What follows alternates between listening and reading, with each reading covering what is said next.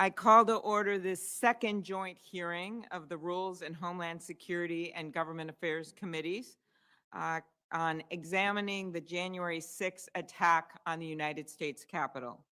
At today's hearing, we will continue our committee's important work to get answers that will lead us to solutions following the horrific events at this Capitol on January 6th.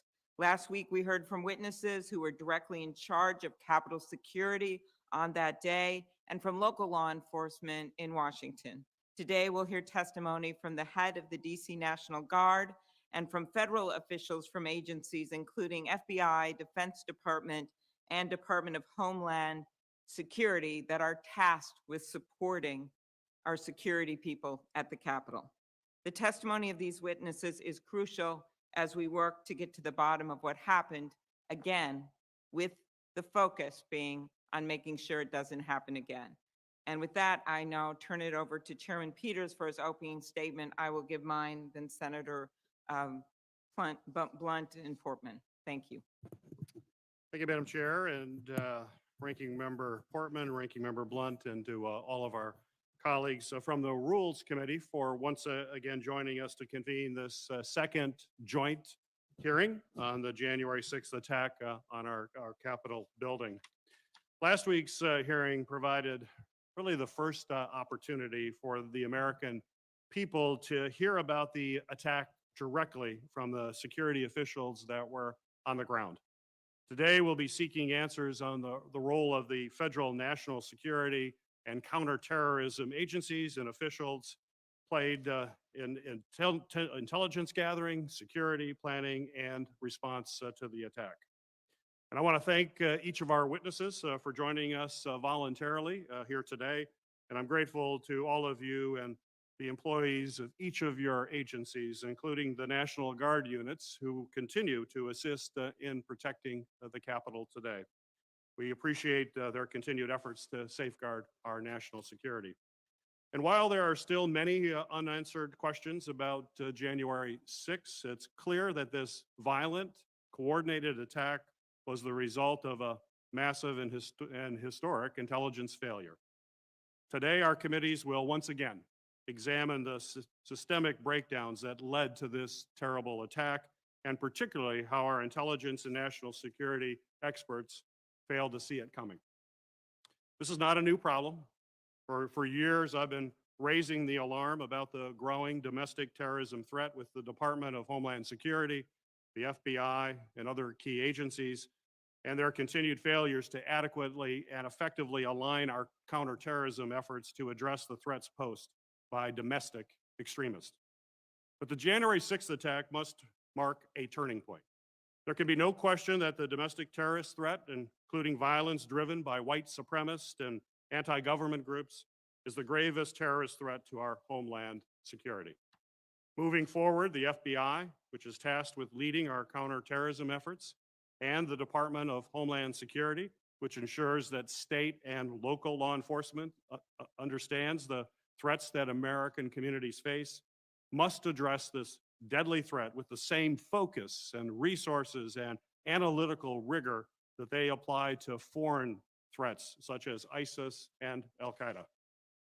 Today's witnesses are uniquely qualified to discuss the intelligence that was produced in the days leading up to the attack that officials missed as they assessed the likelihood of violence on that day, and why our intelligence community failed to heed the crystal clear warnings that were broadcast on social media and publicly reported in the days leading up to the 6th, that a violent attack on the Capitol was likely and imminent. We also need answers about the operational failures that terrible day, especially the response to secure the building once it was breached.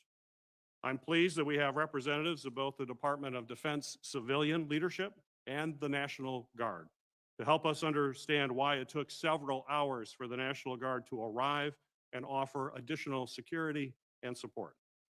The January 6th attack on the citadel of our democracy remains a dark stain on our nation's history. Our committee, both of our committees, have a responsibility to carry out our oversight duties in a serious and nonpartisan way.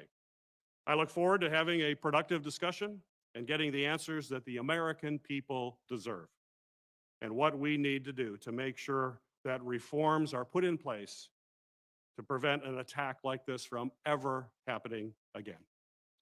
With that, I will turn it back over to Chairwoman Klobuchar. Thank you very much, Mr. Chairman. I want to start by thanking you and Ranking Member Blunt, Ranking Member Portman for the bipartisan and constructive hearing that we had last week.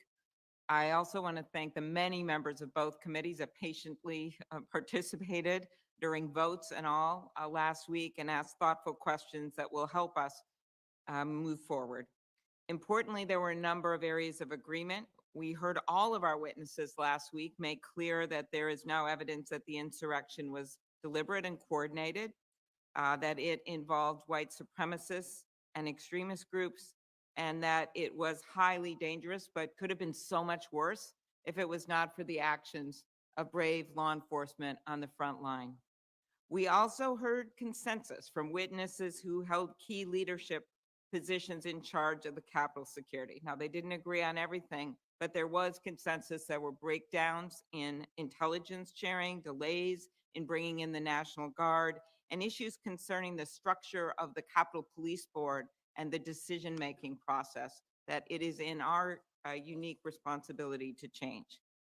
I hope that the spirit of bipartisanship and cooperation will continue today as we hear testimony from federal agencies on their roles with respect to intelligence gathering and timely sharing of intelligence, security preparations, the response and the request for help from the Defense Department, as well as their perspectives on how the Capitol Police decision-making process could be so much better going forward.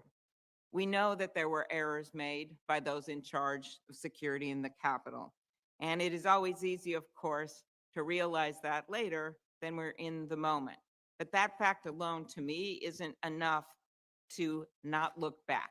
We must look back because we must do better going forward. We heard last week that the Capitol Police is a consumer, that was the word of the former chief, of intelligence. It relies on its federal partners, including the FBI and the Department of Homeland Security, who have witnesses here today. While we are aware of the FBI raw intelligence report that came out the day before out of the Norfolk office, public reporting has indicated that neither agency, DHS or FBI, produced a threat report, that the FBI did not produce a joint intelligence bulletin, and the DHS did not produce a threat assessment ahead of January 6th. And the former police chief has said that representatives from these agencies indicated they didn't have any new intelligence to share at a meeting before the day of the attack. But the insurrectionists who attacked the Capitol, as we know, came prepared for war, as we heard last week. They brought radios, they brought climbing gear to surmount the Capitol security features, and they brought weapons. So we need to hear from the federal agencies about what was known and when, what was done in response to these foreboding online threats, and how information was shared with the law enforcement partners who depend on them. We need to also understand why, with all the information that was available, the decision to reinforce local police with the National Guard was not made ahead of time. Now, that decision was made, or maybe I should say rather not made, by the former House and Senate Sergeant at Arms, who in fact have resigned. And nevertheless, despite the clear breakdowns at the Capitol, we must get to the bottom of why that very day it took the Defense Department so long to deploy the National Guard once the need for reinforcements became patently clear on every TV screen in America. At our hearing last week, Acting Chief Conti provided a disturbing account of how at 2:22 p.m., as the rioters already had broken through police lines, smashed windows at the Capitol, and were breaching the building, all on live television, the initial response from the Defense Department to a request of National Guard support was not to immediately activate the Guard. As the acting chief said to us last week, he was, quote, simply just stunned that there was not a more immediate response. Last, an issue of critical importance in today's hearing is the threat posed by domestic terrorism and hate groups and their role in the attack on January 6th. We will never forget the story of the Capitol police officer who fought against the violent mob for hours, and after it was all over, broke down in tears, telling his fellow officers, how he'd been called the N-word repeatedly that day and then said, "Is this America?" We also won't forget the picture of the insurrectionists proudly waving a Confederate flag in the Capitol Rotunda, or the images of a rioter in a Camp Auschwitz hoodie. But this rising problem is not just limited to the events on January 6th. According to an FBI report, hate crimes in the US rose to the highest level in more than a decade in 2019. Putting all the dates and the memos aside, there was widespread knowledge of the importance of the date, of the rise of violent extremism, and that the President of the United States had called out his followers to go to the Capitol that day. The warnings were dismissed, despite the fact that the Vice President, the future Vice President, and the entire Congress was gathered in one place. In the end, it was left to frontline officers who were severely outnumbered to protect not only those of us in the Capitol, but our democracy itself. They performed heroically under unimaginable circumstances, tragically suffering many injuries and loss of life. That's why we need answers. Thank you.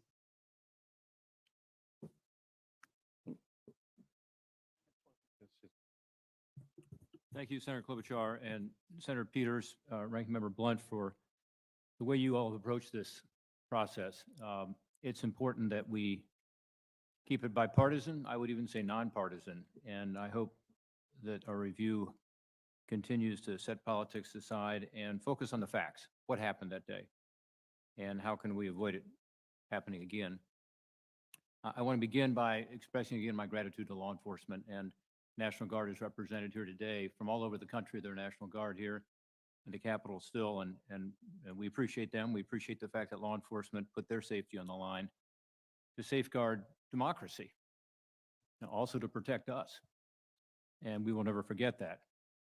We owe it to those law enforcement personnel and those National Guard and to all Americans to take a hard look at these security failures, both the preparation that was inadequate, clearly, and the response, which also had some gaps we'll talk about in a moment. How could this have happened, that the Capitol was breached and overrun? We got some answers last week at our first joint hearing on the Capitol. I agree with what Senator Klobuchar just said, that it was a constructive first hearing. I thought it was productive, and I thought we were able to get some good information. We heard from the acting Chief of DC Metropolitan Police, the former Chief of Capitol Police, the former Sergeant at Arms. What was good is that we heard from the people who were actually responsible on that day for making decisions. I'm concerned that today we're not going to be hearing from the Department of Defense officials who were actually in place at the time making the decisions. And I hope we'll have an opportunity to do that in the future. At last week's hearing, we learned a number of things. We learned that Capitol police officers were not prepared to respond to an attack like the one we experienced on January 6th. They were not given the appropriate training or equipment necessary to protect the Capitol complex, but also to protect themselves. Also, we learned there were breakdowns in communication on January 6th and in the days leading up to it. The most concerning breakdown in communication, of course, concerned the significant discrepancies between the recollections of the former Chief of Capitol Police and the former Senate and House Sergeant at Arms about requests for backup for National Guard assistance in particular. Each testified under oath to a different version of requests of events. So we'll get to the bottom of that. The witnesses also pointed to lapses in intelligence as a key reason law enforcement was not better prepared. They all claimed no intelligence warned of a coordinated violent assault of the Capitol, but we know that there were reports out there, both publicly and from the FBI. There was at least one report from the FBI Norfolk Field Office warning of a violent attack on the Capitol. It was received by U.S. Capitol Police, but it never reached the former chief. It never reached the former Sergeant at Arms, or even the incident commanders on the ground. Many questions remain unanswered. Despite the lack of intelligence, there were warning signs. Numerous online posts called for attacking the Capitol, and the previously mentioned FBI Norfolk Field report warned of violence and even war. We need to know what information the intelligence community reviewed prior to January 6, how it assessed that intelligence, and how it characterized the potential for violence when it shared that intelligence with law enforcement. Second, although last week's witnesses disagreed about when the Capitol Police requested National Guard assistance, all agreed that once requested, it took far too long for the National Guard to arrive. We'll dig further into this today. Based on the Defense Department's public timeline, once requested, it took the National Guard over 3 hours to arrive at the Capitol. Now, remember, we're all watching this on CNN and Fox and MSNBC, and it's a riot. And yet it took more than 3 hours. The request came in from the Capitol Hill Police Chief Sund at 1:49 p.m., we're told, and the Capitol Hill deployment did not arrive until after 5 p.m. We'll hear some different timelines on that today, but all of them are after 5 p.m., closer to 5:30. So why did that happen? It's unclear when senior defense officials authorized the National Guard to deploy. The Defense Department's public timeline states that Army Secretary McCarthy directed the DC National Guard to mobilize at 3:04 p.m. But according to the timeline the National Guard provided to the committees and a briefing from Major General Walker, Commanding General of the DC National Guard, the instruction to deploy didn't arrive until 8 p.m. We know why the Pentagon took so long to deploy the National Guard. According to the former Chief of Capitol Police and acting Chief of DC Police and Major General Walker, the delay was due in part to concerns about the, quote, optics of the National Guard at the Capitol. We need to know what role, if any, optics played in the delay to provide much needed assistance to U.S. Capitol Police and DC Metropolitan Police Department to protect the Capitol and to get people out of the Capitol. By hearing from representatives of the federal agencies responsible for the intelligence and the National Guard, today we expect to get clear answers to these open questions. Answering these questions is critical to our understanding of where the breakdowns occurred on and before January 6th. And only by understanding where the breakdowns occurred can we make the changes necessary to ensure that something like January 6th never happens again. And that's our objective here with this oversight mission. Again, I appreciate the fact that we've been able to keep the politics out of this and focus on the facts and be objective.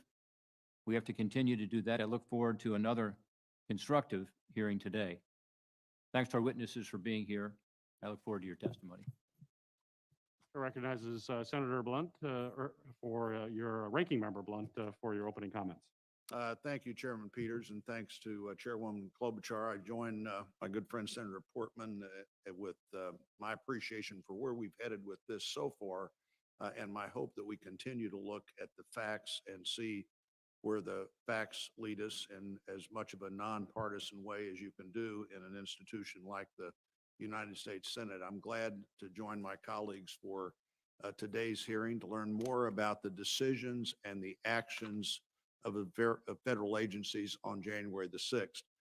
Last week's hearing with the chief of the Metropolitan Police Force, the former chief of the Capitol Police, and the former sergeants at arms of the House and Senate really left in many ways with more questions and answers. The witnesses could not agree on some of the basics of a timeline. I believe we learned at that hearing that the structure and the practice of the Capitol Police Board, which I've previously questioned, in fact, asked for a GAO study that was issued in 2017, just simply delayed the response and proved to be ill-suited for an emergency on the 6th. Today, I hope to learn if the failure of Capitol security leaders were compounded by officials at the Department of Defense who did not act quickly enough to take the situation seriously enough. I also hope to explore if the failure to alert the leadership of the U.S. Capitol Police or the Metropolitan Police Department of the FBI's Norfolk Situation Information Report, which warned of, quote, war, end quotes, at the Capitol.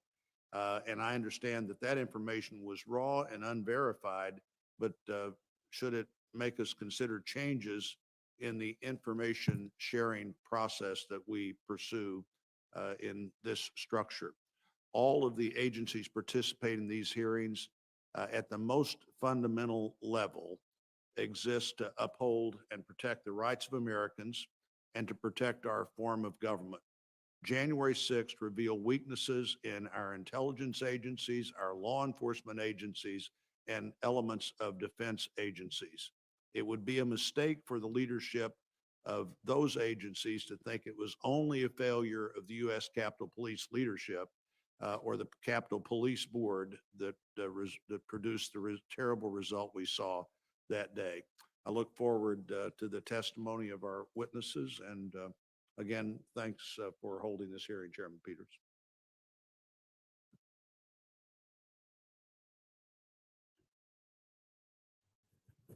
It's now my privilege to introduce each of the witnesses that we will be hearing from here today. And again, thank you for your willingness to be with us.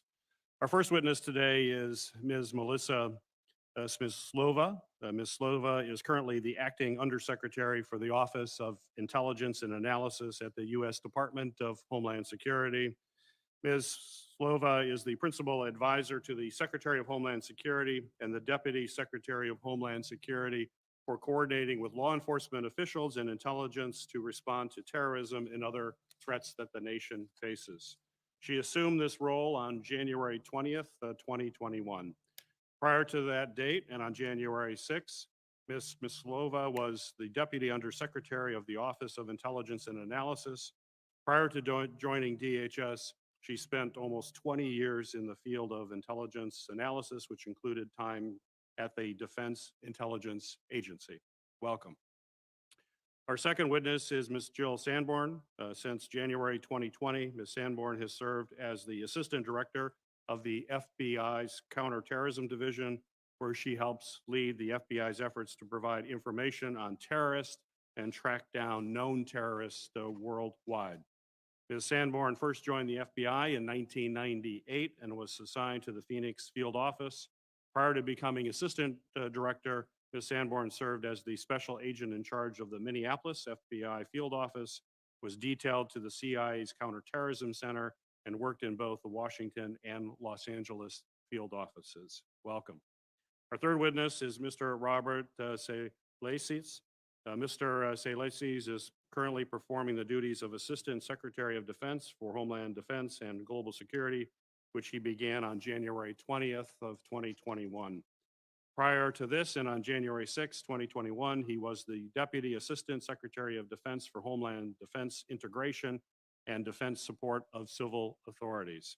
In this role, Mr. Salesis worked closely with federal, state, and local leadership, law enforcement, public health, and emergency management to oversee DoD's response to national emergency operations in support of civil authorities, including the deployment of the National Guard.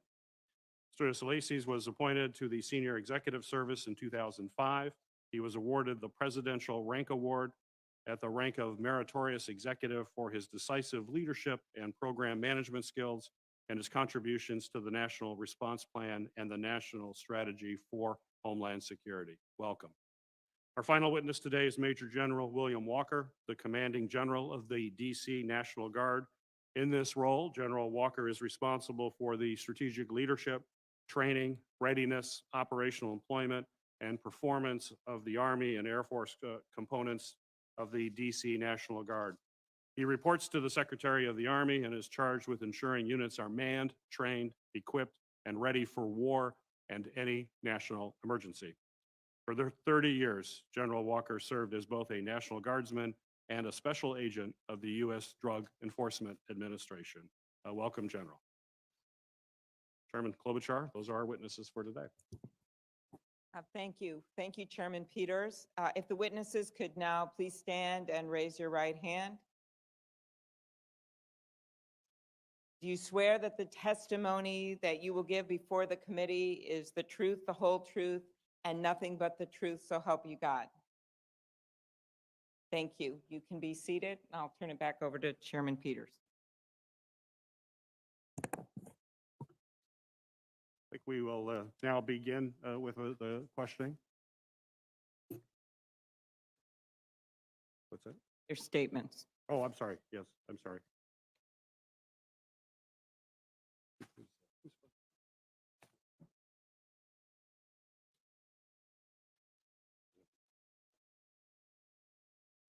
Ms. Salesis, I think you are first for your opening statement.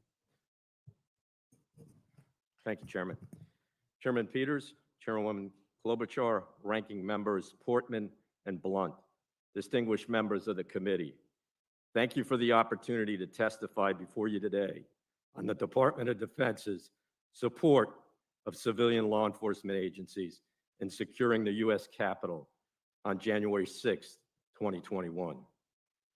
One of DoD's missions is to support civil authorities, including civilian law enforcement organizations. DoD frequently provides this support during planned major events, like the presidential inauguration and the State of the Union addresses.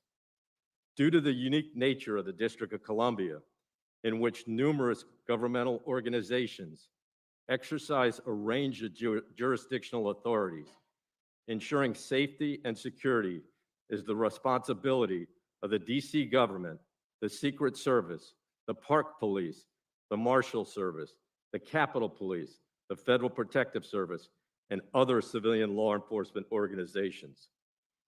DoD provides support to these civilian law enforcement agencies when requested based on their assessment of the support required.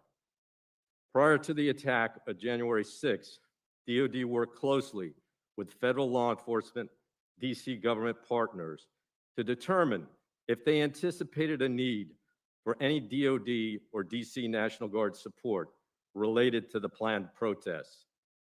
On 31 December, the commanding general of DC National Guard received a letter from the DC government requesting National Guard support for the DC Metro Police at 30 traffic control points and 6 metro stations, and to make available the DC National Guard Civil Support Team to support the DC Fire and Emergency Services. Over the weekend of January 2nd and 3rd, my staff contacted the Secret Service, the Park Police, the Marshal Service, the FBI, the Capitol Police, to determine if they plan to request DoD assistance. None of these law enforcement agencies indicated a need for DoD or DC National Guard support. After consultation with the Department of Justice, the Acting Secretary of Defense approved the DC government request for National Guard personnel to support 30 traffic control points and 6 metro stations from January 5th to the 6th. The Acting Secretary also authorized a 40-person quick reaction force to be readied at Joint Base Andrews. On January 5th, the Acting Secretary of Defense and the Secretary of the Army received a letter from the Mayor of DC stating MPD is prepared and coordinated with its federal partners, namely the Park Police, the Capitol Police, and the Secret Service. Based on these communications with federal and local civilian authorities, DoD determined that no additional military support was required on January 5th and 6th. DoD has detailed the events of 6 January 2021 in a memorandum published on defense.gov. I will provide a summary of those key events. After the U.S. Capitol Police ordered the evacuation of the Capitol complex, the Secretary of the Army and the Commanding General of the DC National Guard received calls shortly before 2 p.m. from the Mayor of DC and the Capitol Police Chief, respectively. At approximately 2:30 p.m., the Secretary of the Army met with the Acting Secretary of Defense and other senior leaders of the Defense Department. After this meeting, the Acting Secretary of Defense determined that all available forces of the DC National Guard were required to reinforce the DC Metropolitan Police and the U.S. Capitol Police, and ordered the full mobilization of the DC National Guard at 3:04 p.m. During this period, Major General Walker, the Commanding General of the DC National Guard, recalled and made ready the DC National Guard forces at the National Guard Armory for deployment to the Capitol complex. After reviewing the DC National Guard's missions, equipping, and responsibilities to be performed at the Capitol complex in support of the Metropolitan Police and Capitol Police, and conferring with the DC Metropolitan Police at their headquarters at 4:10 p.m., the Secretary of the Army received the Acting Secretary of Defense's approval at 4:32 and ordered the DC National Guard forces to depart the Armory for the Capitol complex. DoD continued to deploy National Guard forces through the evening to support the U.S. Capitol. By 9 o'clock on 7 January, 1,100 National Guard personnel had arrived at the Capitol. By 9 o'clock on 8 January, 1,800 National Guard personnel had arrived at the Capitol. And by 10 January, 6,000 National Guard personnel were at the Capitol providing security. DoD continues to support efforts to protect the safety and security of the U.S. Capitol and provide support to our civilian law enforcement partners. From January 9 through the inauguration, DoD provided nearly 25,000 National Guard personnel to support security in Washington, D.C. Today, there are approximately 4,900 National Guard personnel supporting Capitol Police and 500 supporting the Metropolitan Police. Going forward, the Department of Defense is committed to working closely with our federal, state, and local law enforcement partners, the DC government, and the Congress to ensure that we learn from this event and take all necessary actions to respond and ensure an attack on our nation's capital never happens again. Chairman Peters, Chairwoman Klobuchar, Ranking Member Portman and Blunt, distinguished members of the committee, thank you for the opportunity to testify before you today. And thank you for your continued commitment and support to the men and women of the Department of Defense. Ms. Smislova, you are now recognized for your opening statement. Thank you, Senator. Good morning, Chairman Peters, Chairwoman Klobuchar, Ranking Member Portman, Ranking Member Blunt, and other distinguished senators. Thank you for the opportunity for me to testify with you today. I want to start with saying I am deeply saddened by the terrifying events that you, your staff, your loved ones, and others experienced on January 6th. The country, myself included, watched in horror as our Capitol was attacked. I am here today as the Acting Undersecretary for the Office of Intelligence and Analysis, INA, at DHS. I am a career intelligence professional of over 35 years. I am honored to have this opportunity to lead INA. I have great faith in the workforce and in our mission, which is to focus on a range of homeland threats, including domestic terrorism, and ensuring that our partners across state, local, private sector have the information they need.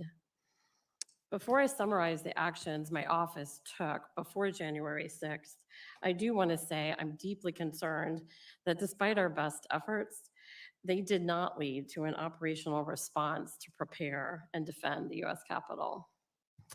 Throughout the 2020 election period and the presidential transition, INA produced numerous strategic assessments about the potential for election-related violence from domestic violent extremists. In 15 unclassified assessments, INA discussed the heightened threat environment and the potential for domestic violent extremists to mobilize quickly and attack large gatherings or government buildings. These products were intended to increase awareness about the volatile threat environment and enhance both policy and operational planning. They were shared broadly with all levels of government, law enforcement partners, critical infrastructure, including through fusion centers nationwide. I will highlight a few products and engagements. In August, INA published an assessment on physical threats stemming from the 2020 election, in which we assessed ideologically motivated violent extremists and other violent actors could quickly mobilize to threaten or engage in violence against election or campaign-related targets in response to perceived partisan and policy-based grievances. In October, DHS released its first publicly available Homeland Threat Assessment, which stated racially and ethnically motivated violent extremists, specifically white supremacists, would remain the most persistent and lethal threat in the homeland. The assessment also emphasized the breadth of the domestic violent extremist threat, including the heightened threats from election-related violence. A week before the attack, on December 30th, INA co-authored an intelligence product with the FBI and the National Counterterrorism Center, highlighting persistent threats to government facilities and law enforcement, noting the perceptions of the outcome of the election could mobilize some extremists to commit violence in the coming months. Additionally, INA proactively conducted briefings and stakeholder calls before and after the election and leading up to January 6th to share that information. Moving forward, I want to underscore the department is prioritizing combating domestic terrorism.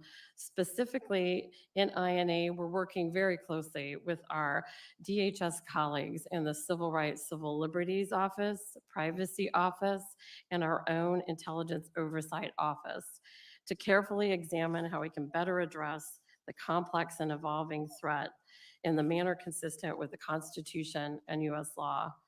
My office is committed to developing more expertise on domestic terrorism, improving our analysis of social media to better characterize the threat, and ensuring our assessments are received and understood by key decision makers. Additionally, the department has taken these steps since January 6th. In late January, DHS issued our first National Terrorism Advisory System Bulletin on domestic terrorism. It warned domestic violent extremists may be emboldened to act in the wake of the U.S. Capitol breach. Domestic violent extremists, which span a diverse set of ideological actors, including racially and ethnically motivated extremists, will continue to exploit lawful, constitutionally protected protests and other events to pursue criminal behavior and commit acts of violence. Also, for the first time, Secretary Mayorkas designated domestic violent extremists as a national priority area within the department's Homeland Security grant.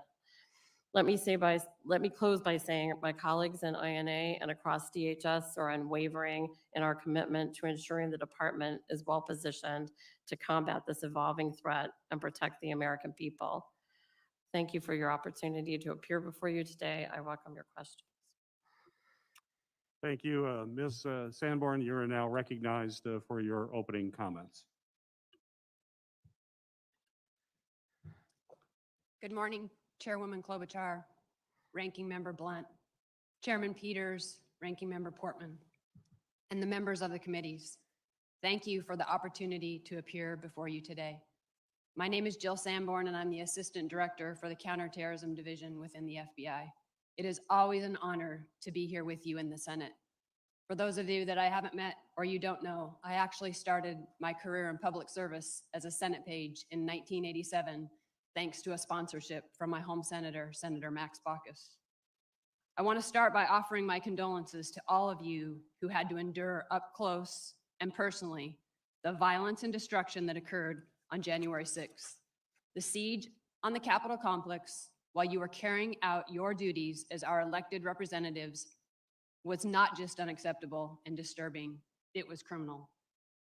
I also want to offer condolences to our partners at U.S. Capitol Police for the loss of one of their brothers, Officer Sicknick. This is a loss to us all in law enforcement. Violence designed to intimidate the population and influence the government is exactly what the FBI's Counterterrorism Division was designed to combat. The men and women of the FBI are not only dedicated to identifying and bringing to justice the individuals involved in the attack on January 6th, but also, and equally as important, and let me stress this, we're committed to working to prevent something like this from ever happening again. Over the last 2 months, the Americans you represent from across the country have sent in over 200,000 digital media tips and reported more than 30,000 leads to our National Threat Operations Center. With this support, we have identified hundreds of people involved in the attack and arrested more than 300, with more and more arrests every day. I want to reiterate something the director mentioned to some of your colleagues yesterday. As Americans, we are all victims of this assault, and the American people deserve nothing less than our commitment to see this investigation through and to protect them from acts of violence like this in the future. The FBI's #1 priority is preventing acts of terrorism. The greatest threat we face is the threat posed by lone actors, both domestic violent extremists and what we refer to as the homegrown violent extremists. These actors are especially challenging for law enforcement because by definition, their insular nature makes them particularly difficult to identify and disrupt before they have an opportunity to act. The FBI has been investigating domestic terrorism throughout our organization's history. However, today's threat is different than it was 100 years ago and continues to evolve. Between 2015 and 2020, racially or ethnically motivated violent extremists were responsible for the most lethal domestic terrorism threat. And in fact, 2019 was the most lethal year for domestic violent extremist attacks since the Oklahoma City bombing in 1995. However, in 2020, 3 of the 4 fatal domestic violent extremist attacks were perpetrated by what we call anti-government or anti-authority violent extremists. One of those attacks was perpetrated by an anarchist violent extremist in Portland. And in fact, this was the first fatal anarchist violent extremist attack in over 20 years. 2020 also marked the first year since 2011 that there were no fatal attacks committed by the racially or ethnically motivated violent extremists advocating for the superiority of the white race. I think all of those explain how the threat is persistent and evolving. Looking forward, we assess the domestic violent extremist threat will continue to pose an elevated threat of violence to the U.S. We expect racially or ethnically motivated violent extremists and anti-government, anti-authority violent extremists will very likely pose the greatest domestic terrorism threats throughout 2021, and in fact, leading into 2022. Regardless of the specific perpetrator, the domestic terrorism threat remains persistent, and that is why we must remain focused on countering it. I want to take this opportunity to re-emphasize that the FBI's mission to uphold the Constitution and protect the American people is both dual and simultaneous and not contradictory. One does not come at the expense of the other. That said, when a person crosses the line from expressing beliefs to violating federal law and endangers the communities we serve, we aggressively pursue those threats. Before closing, I want to mention the importance of partnerships in the counterterrorism fight. We simply cannot be successful without them. Our investigations and disruptions rely on these partnerships, and they represent American lives saved in communities around the United States.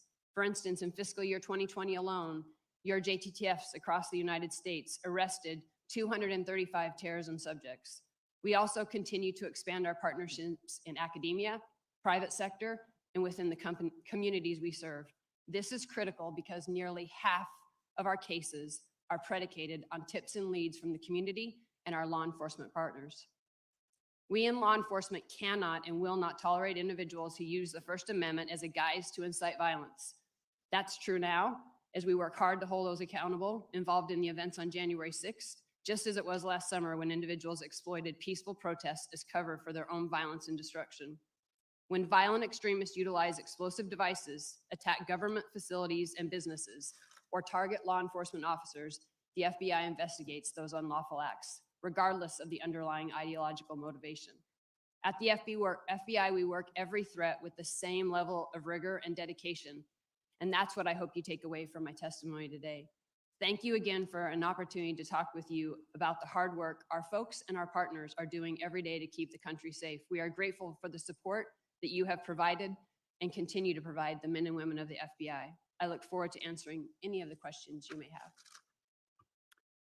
Thank you. General Walker, you are now recognized for your opening statement.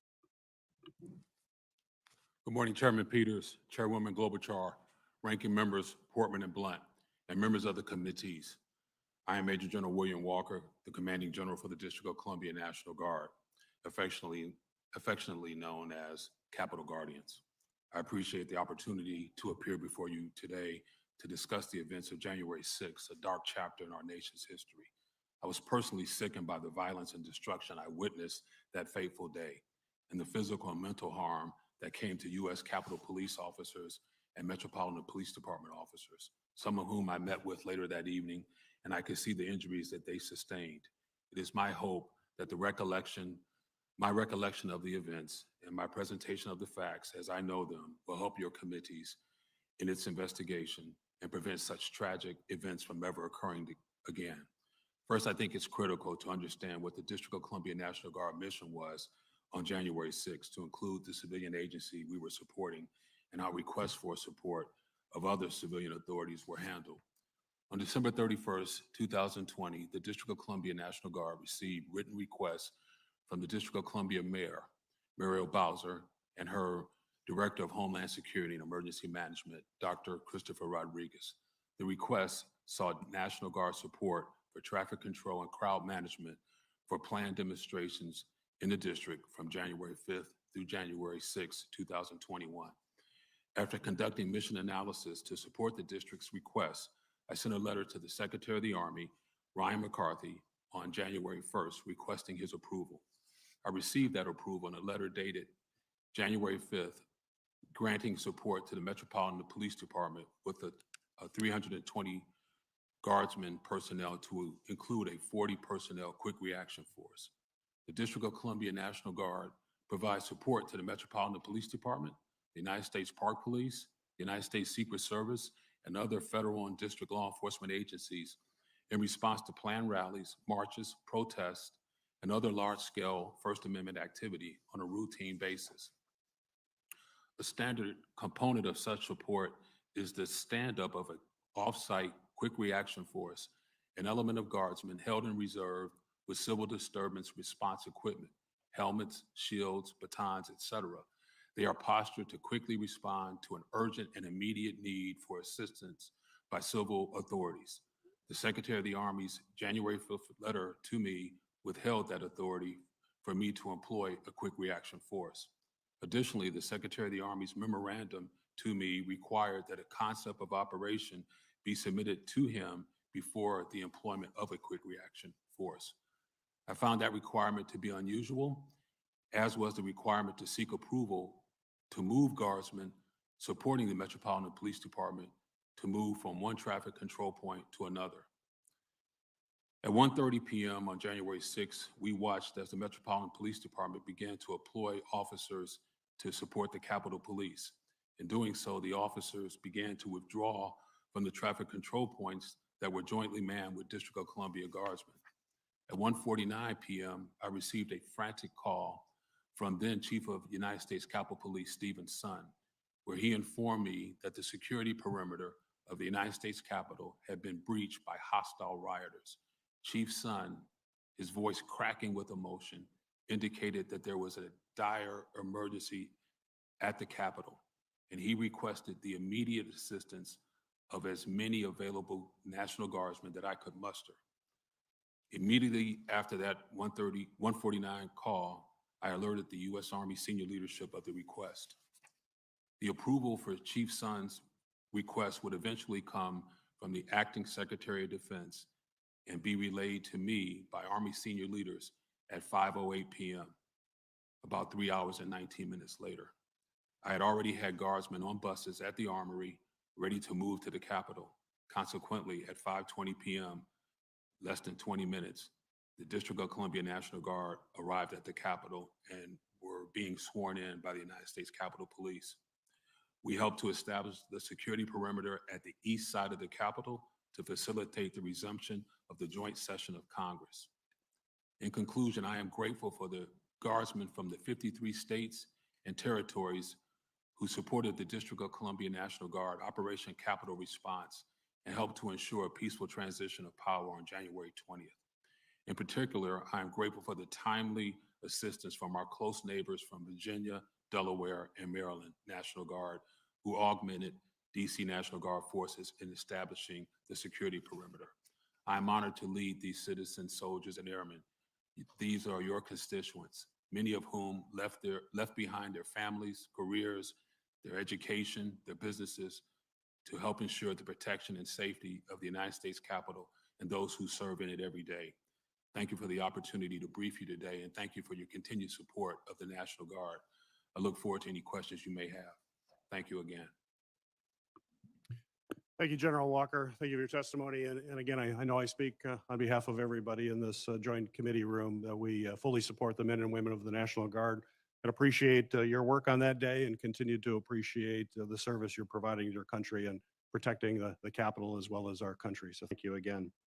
General Walker, I want to start my questioning by going back in time a little bit prior to the events on January 6th. So my question is, in June of 2020, as violence was escalating during the summer protest, were you able to immediately receive approval from the Secretary of the Army and the Secretary of Defense to deploy National Guard to assist law enforcement at that time? Senator Peters, I was. Yes, sir. The Secretary of the Army was with me for most of that week. He came to the Armory. I was in constant communication with him when we were not together. So you were immediately able to receive approval in June of 20. From your testimony, I want to be clear. Were you able to immediately receive approval from the Secretary of the Army and the Secretary of Defense to deploy the National Guard on January 6th? No, sir. In your opening remarks, you said that a January 5th memo was unusual. Could you explain to the committee why it was unusual and what was the impact of the memo that you received on January 5th? So the memo was unusual in that it required me to seek authorization from the Secretary of the Army and the Secretary of Defense to essentially even protect my guardsmen. So no civil disturbance equipment could be authorized unless it came from the Secretary of Defense. Now, the Secretary of the Army, to his credit, did tell me that I could have force protection equipment with the guardsmen. So we did have helmets, shin guards, vest. We did have that with us, but that came from the Secretary of the Army. The Secretary of Defense told me I needed his permission to escalate, to have that kind of protection. That kind of protection, even though you would be engaged in force protection, that to protect your men and women, before you could do that, you would have to get approval from the Secretary of Defense? The memo from the Secretary of Defense made clear that I needed his permission to have, so what it says, without my personal authorization, the District of Columbia National Guard is not authorized the following: to be issued weapons, ammunition, bayonets, batons, or ballistic protection equipment such as helmets and body armor. Now, again, to be clear, the Secretary of the Army told me to go ahead and issue that equipment. So we never were going to have weapons or ammunition, and we no longer have bayonets. But we do have ballistic protection equipment, helmets, body armor. And so I did have that with each guardsman. Thank you, General. So, but that was unusual, as you mentioned, to have that kind of request. You were on the January 6th phone call at 2:30 that we heard in from our previous hearing, where the Chief of Capitol Police was making an urgent appeal for help. And we heard that the DC Metro Police Chief said it was a tepid response. He was shocked by it. What happened on that call? What was your recollection of the call, and were the assessment of the two individuals I mentioned, was that your assessment as well?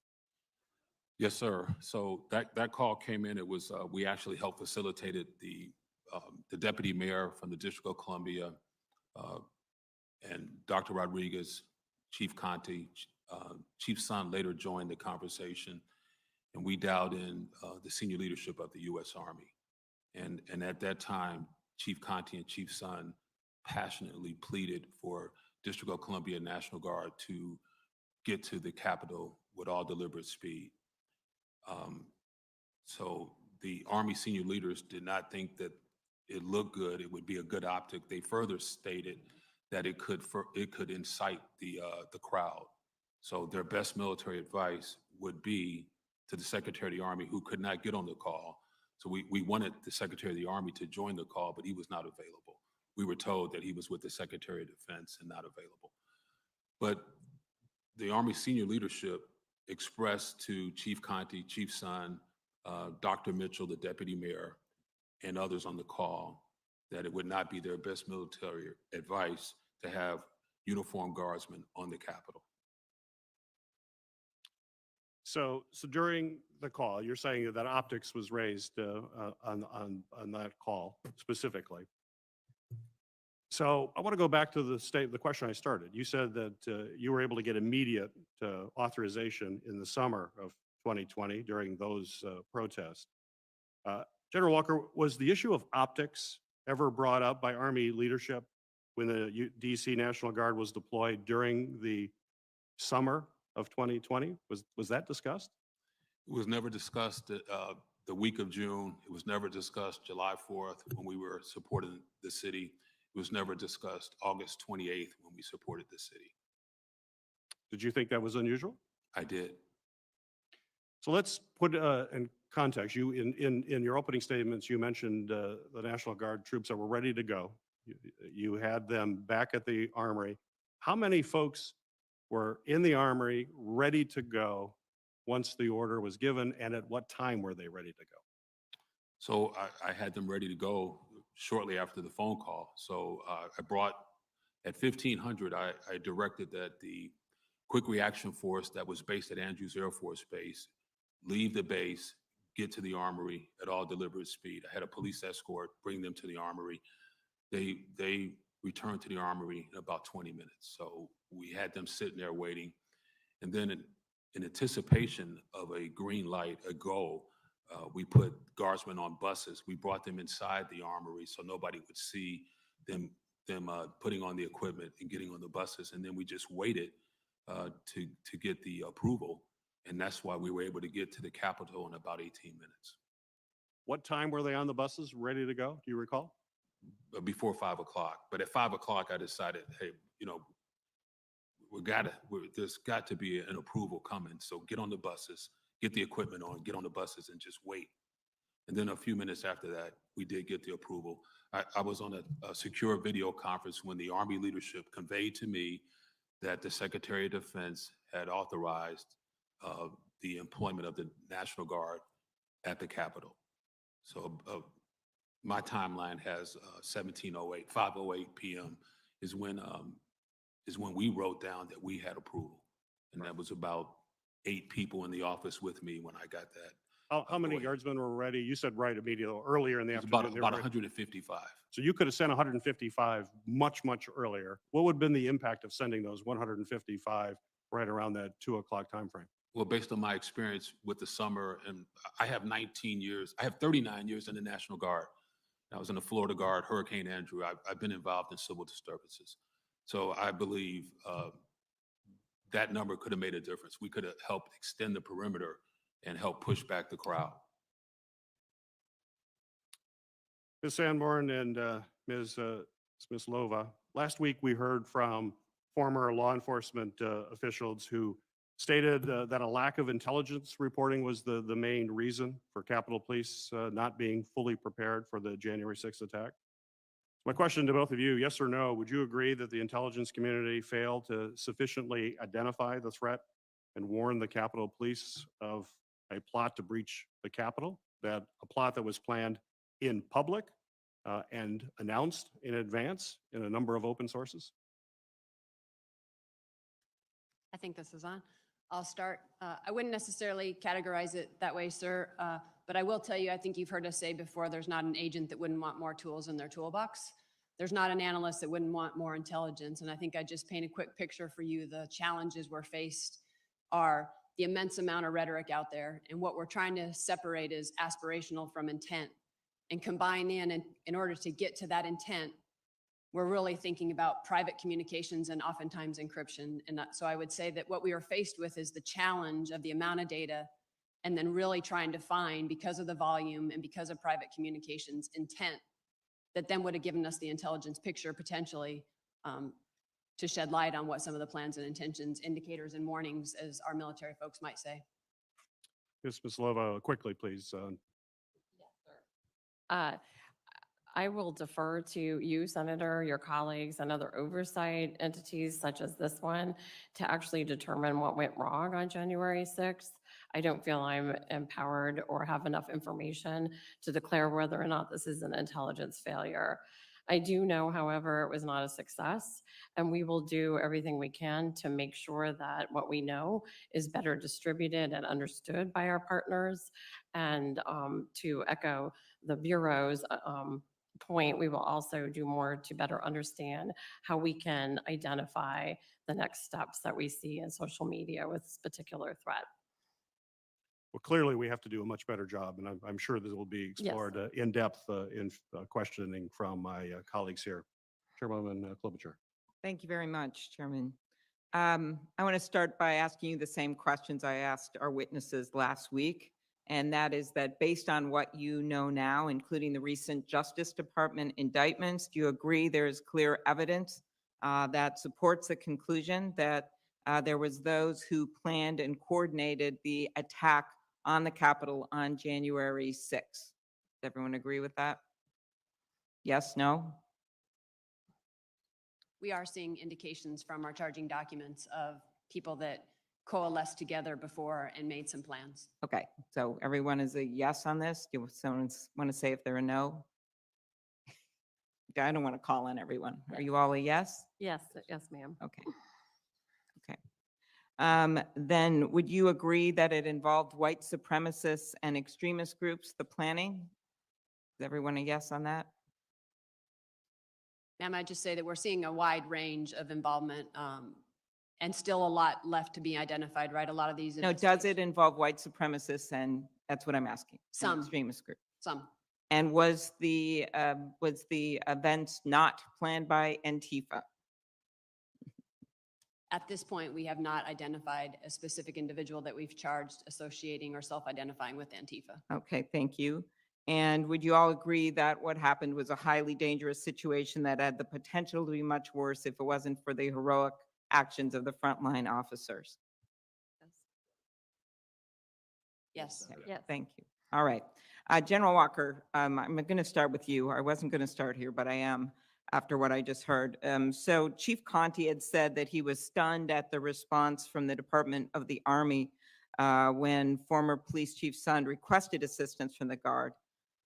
What's your reaction to what Conti said? Were you frustrated on that call as well? Yes, I was. Senator Klobuchar, I was frustrated. Mhm. I was just as stunned as everybody else on the call. And I understand, and correct me if I'm wrong, that with the National Guard, it is much better to prepare them and call them into action and have a plan, which I know that I heard from Mr. Celestis that people tried to do. They called the chief, they called people and said, you want to have the Guard mobilized. And there was a discussion between you and Sund leading up to January 6th in which this was discussed, and you didn't get a clear direction to have them mobilized. Is that correct? Yes, ma'am. So I talked to Chief Sund on Sunday. I talked to him Saturday and Sunday.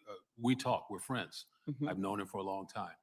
So on Sunday, I asked him, are you going to request DC National Guard help? And if you do, I need it in writing. It has to be formal because the Secretary of Defense has to approve it. He told me he was not allowed to request a support. And I asked him if he wanted me to share that. And he said, no, I can't even ask you for the support is what he told me. Mhm.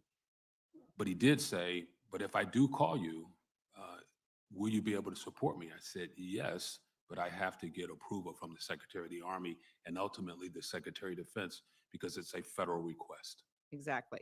And so as we've heard from Chief Sund last week, he had been denied by the Sergeant at Arms, and that's a subject for last week. But the subject for today is, given all that, and we know we would have been in much better shape if they'd been called in ahead and if he'd had authority. But now we're to the day, and it is 2:22, and you are on the phone with them, and you're asking for this authorization, which you felt it was unusual to get. Is that right? Unusual that I you, thought the delay was unusual. yes. And so we were already in support of the Metropolitan Police Department. And when the Metropolitan Police Department left the traffic control points, what I wanted to do was take those guardsmen and move them to the Capitol immediately. And my logic was we were still in direct support. We would have been in support of the Metropolitan Police Department, who was supporting the United States Capitol Police at that point. So I just keep imagining the scene. The whole country, the whole world is seeing this on TV. You've got the police line breached at this moment. You have smashed windows. You have insurrectionists going through the police lines. You are on the phone. Everyone is seeing this on TV, and they're not immediately approving your request. And in your recent testimony, you just said, hey, I could have gotten them on those buses and ready to go. Is that correct? That is correct, Senator. And as you just testified in response to Senator Peters, you believe that would have made a difference to have them at the perimeter in a sooner point. And I know that the people in charge of Capitol Security felt the same. Yes, ma'am. And so you could have had them there earlier, hours earlier, if it had been approved.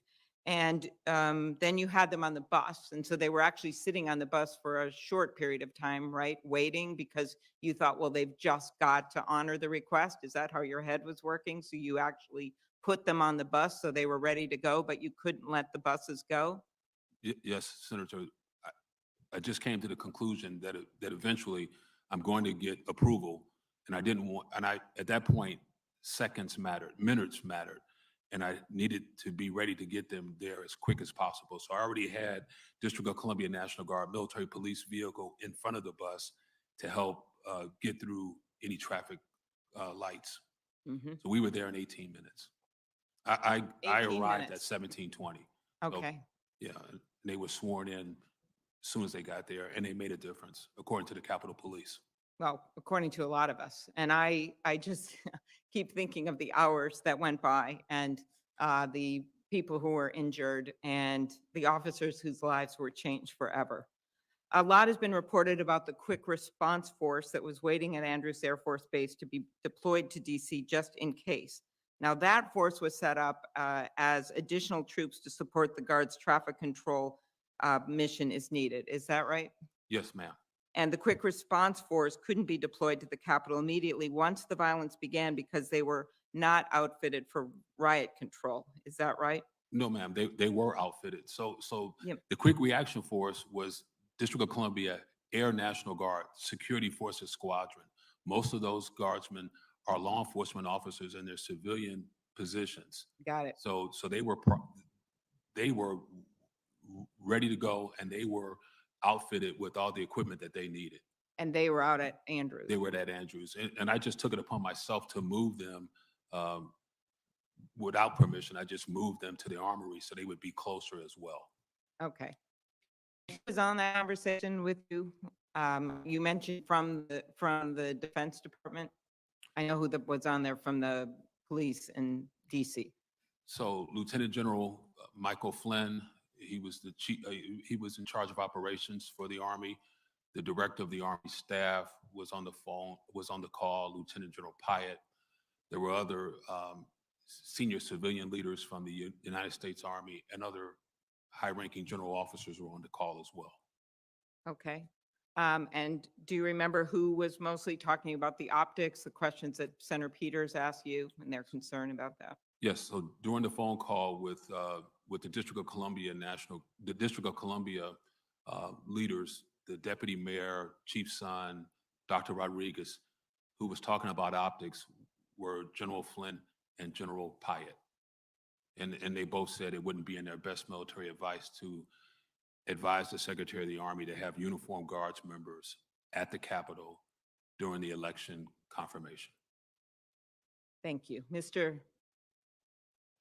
Salias, could you explain why they would say such a thing? I know you were not on the call and you were the one that they sent here on behalf of the Defense Department, but you were not on the call. And so do you have any idea why this delay occurred when, as Senator Peters has well pointed out, it didn't occur in other incidences? Senator, as you point out, I was not on the calls, any of the calls. We know that. Okay, That's why I spent my time talking to someone who was. right. However, Senator, in preparation for the hearing, I have had the opportunity to talk to General Walker. I've had the opportunity to talk to General Pyatt and other general officers on the Army staff. I've also had the opportunity to talk to Secretary McCarthy in preparation for the hearing so that I could understand the details of the Okay. So just if you could answer my questions, there's so many of my colleagues waiting, why this happened. General Pyatt told me yesterday that he didn't say anything about optics. Maybe he meant he didn't use the word optics. Or are you saying that General Walker, who just testified that they were concerned about this, is wrong, or that? General Pyatt told me yesterday, Senator, that he did not use the word optics. I think that I'll let General Walker answer this, but I think what he's talking about is the general concern of that, was that they were more concerned about how this would appear, and it was in their best advice. And I guess what bears out his testimony is that they did not send the National Guard there for hours. They didn't give the authorization for him as he waited with his troops to go over to the Capitol. Senator, in fairness to the committee, General Pyatt is not a decision maker. The only decision makers on the 6th of January were the Secretary of Defense and the Secretary of the Army, Ryan McCarthy. There was a chain of command from the Secretary of Defense to Secretary McCarthy to General Walker. That was the chain of command. There's lots of staff that is involved in obviously having discussions, but to be clear, on that day, that was the chain of command.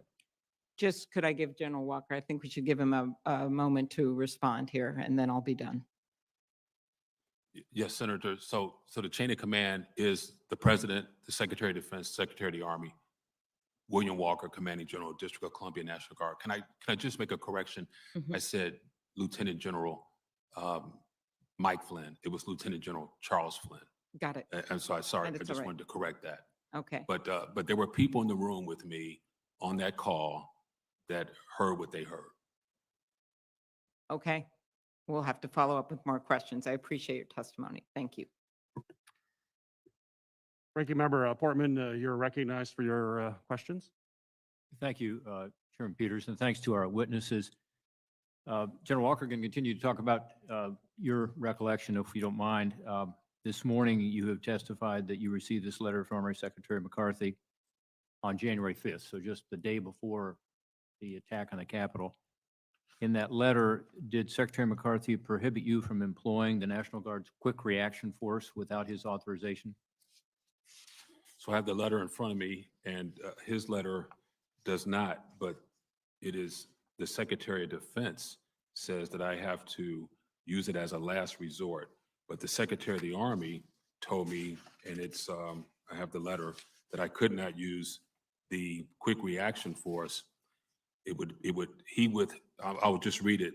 Yeah. I withhold authority to approve employment of the District of Columbia National Guard Quick Reaction Force and will do so only as a last resort in response to a request from an appropriate civil authority. Yeah. I will require a concept of operation prior to authorizing employment of a quick reaction force. Now, a quick reaction force normally is a commander's tool to go help either a civilian agency, but more typically to help the National Guardsmen who are out there and need assistance.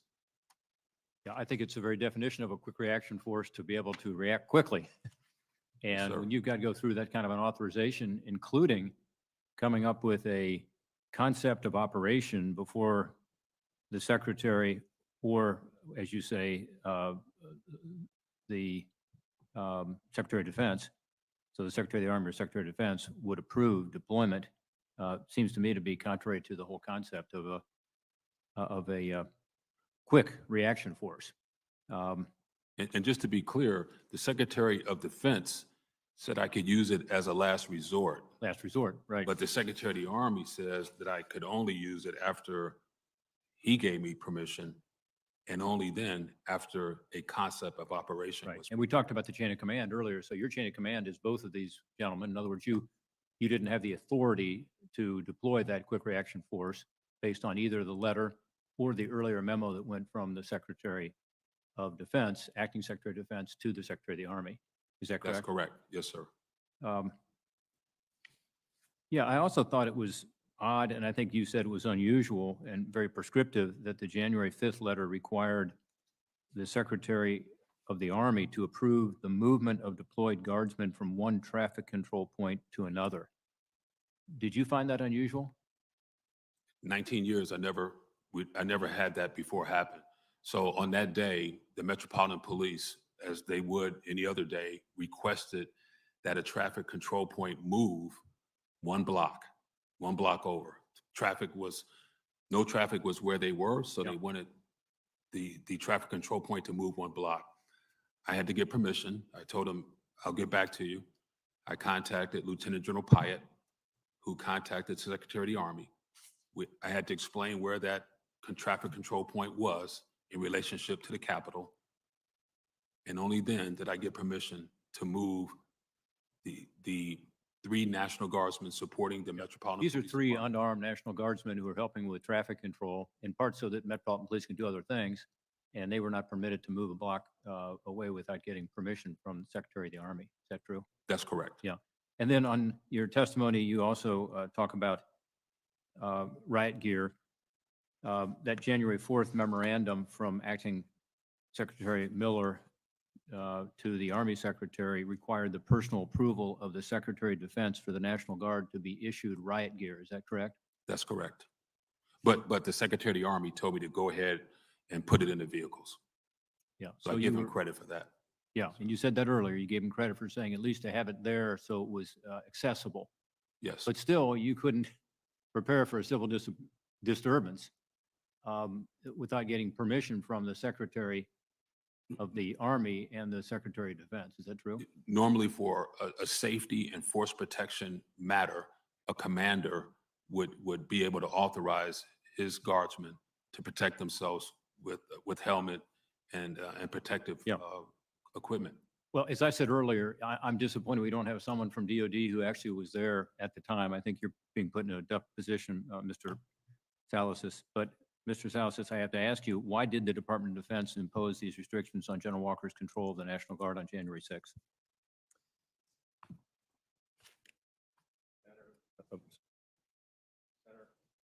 I apologize. I got it. Senator, Secretary Miller wanted to make the decisions of how the National Guard was going to be employed on that day. As you recall, Senator, the spring events, there was a number of things that happened during those events that Secretary Miller, as the acting secretary. Yeah, well, clearly he wanted to. The question is why and how unusual? Don't you think that's unusual based on your experience at DOD?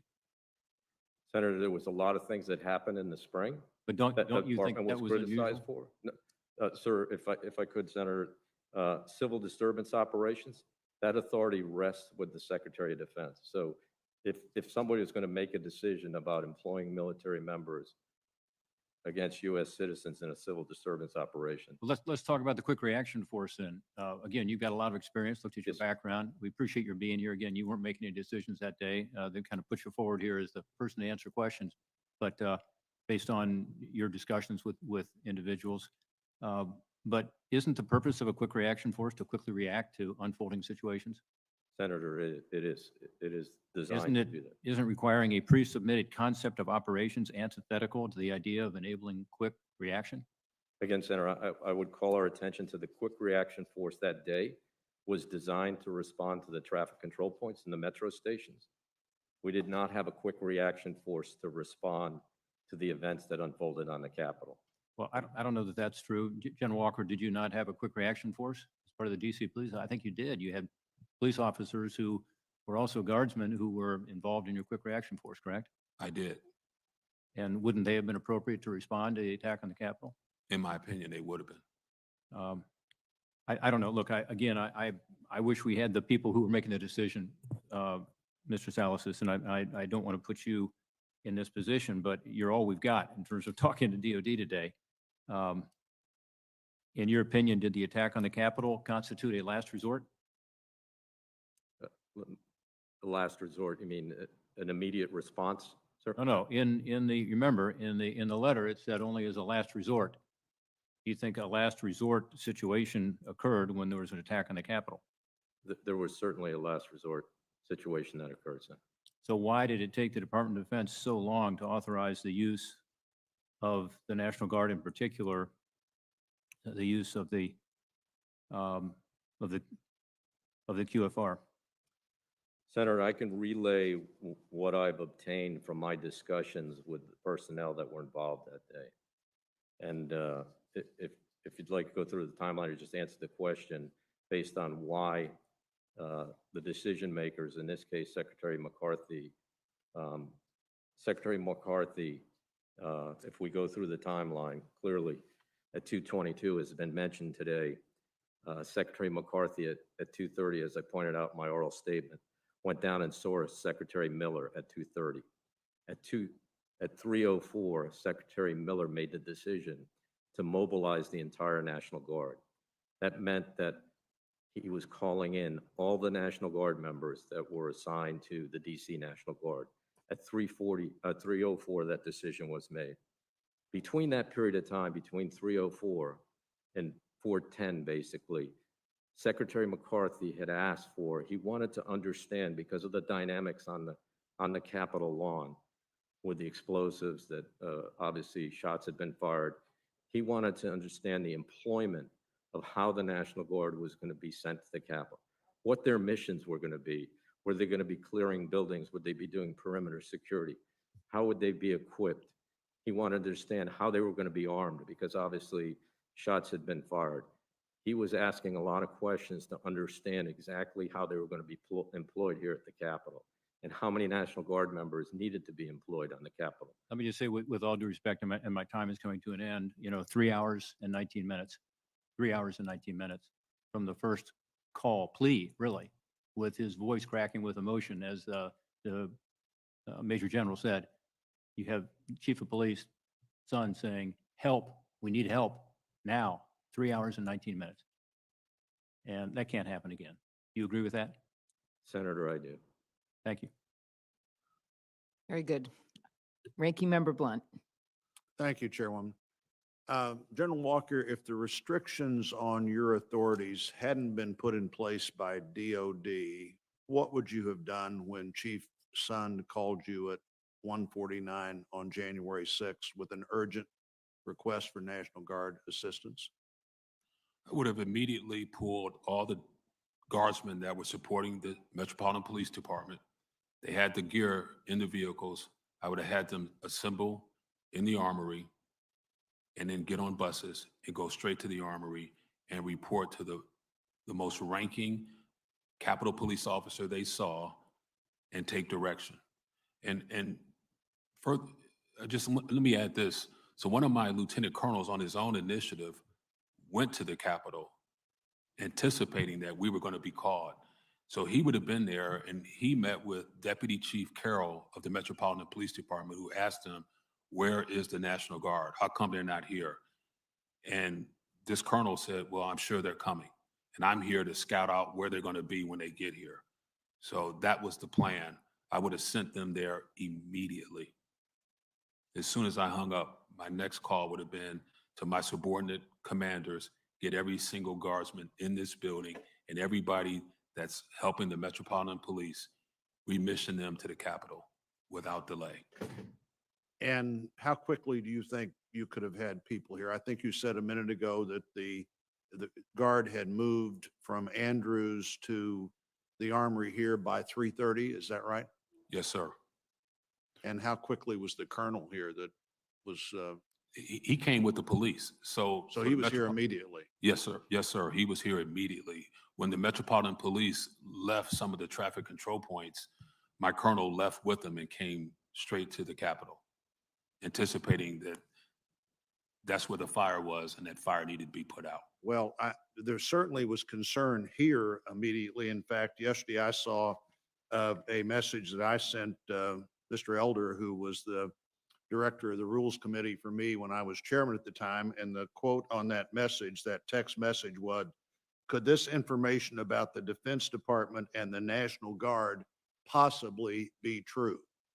That's 3:09, already wondering where Senator Klobuchar and I and other senators were. Could it possibly be true that the Defense Department was not sending the Guard immediately? Mr. Salasys, on the January 5th letter, that's described as Secretary McCarthy relaying new restrictions from the acting Secretary of the Defense, Christopher Miller. Would that be accurate? Would those be new instructions? And do you agree that General Walker had more flexibility before those instructions than he did after? I think that's a yes or no. Do you agree he had more flexibility before those instructions than he did after? That would be one question. And two, would it be fair to say those were new instructions or not? Sir, Senator, General Walker, in fairness to him, can't respond to a civil disturbance operation without the authority of the Secretary of Defense. So absent these memos, General Walker would have had to get approval to respond to the Capitol through the Secretary of Defense. Well, let's talk about that approval process. I think you said it a minute ago to Senator Portman, if you'd like to go through the timeline. I assume you're talking about the Department of Defense timeline that I have in front of me. You mentioned 1504 as one of your reference points. At 1519 or 319, that timeline says the Secretary of the Army phone call with Senator Schumer and Speaker Pelosi about the nature of Mayor Bowser's request. Secretary of the Army explains Acting Secretary of Defense already approved full DC NG, full DC National Guard mobilization. Would that be right as of 319? That would be accurate, but if I could clarify what mobilization Well, is. let me go one step further and I'll let you do that. At 1526, 326, Secretary of the Army phone call with Mayor Bowser and Metropolitan Police Chief relays that there is no denial of their request and conveys Assistant Secretary or Acting Secretary of Defense approval of the activation of full National Guard. So on your timeline, within 7 minutes, one is mobilization, the other is activation. Go ahead and explain what those two things mean. So, Senator, those words are being used interchangeably. What Secretary Miller did at 1504 on 6 January was authorize the mobilization or activation of the National Guard, the DC National Guard.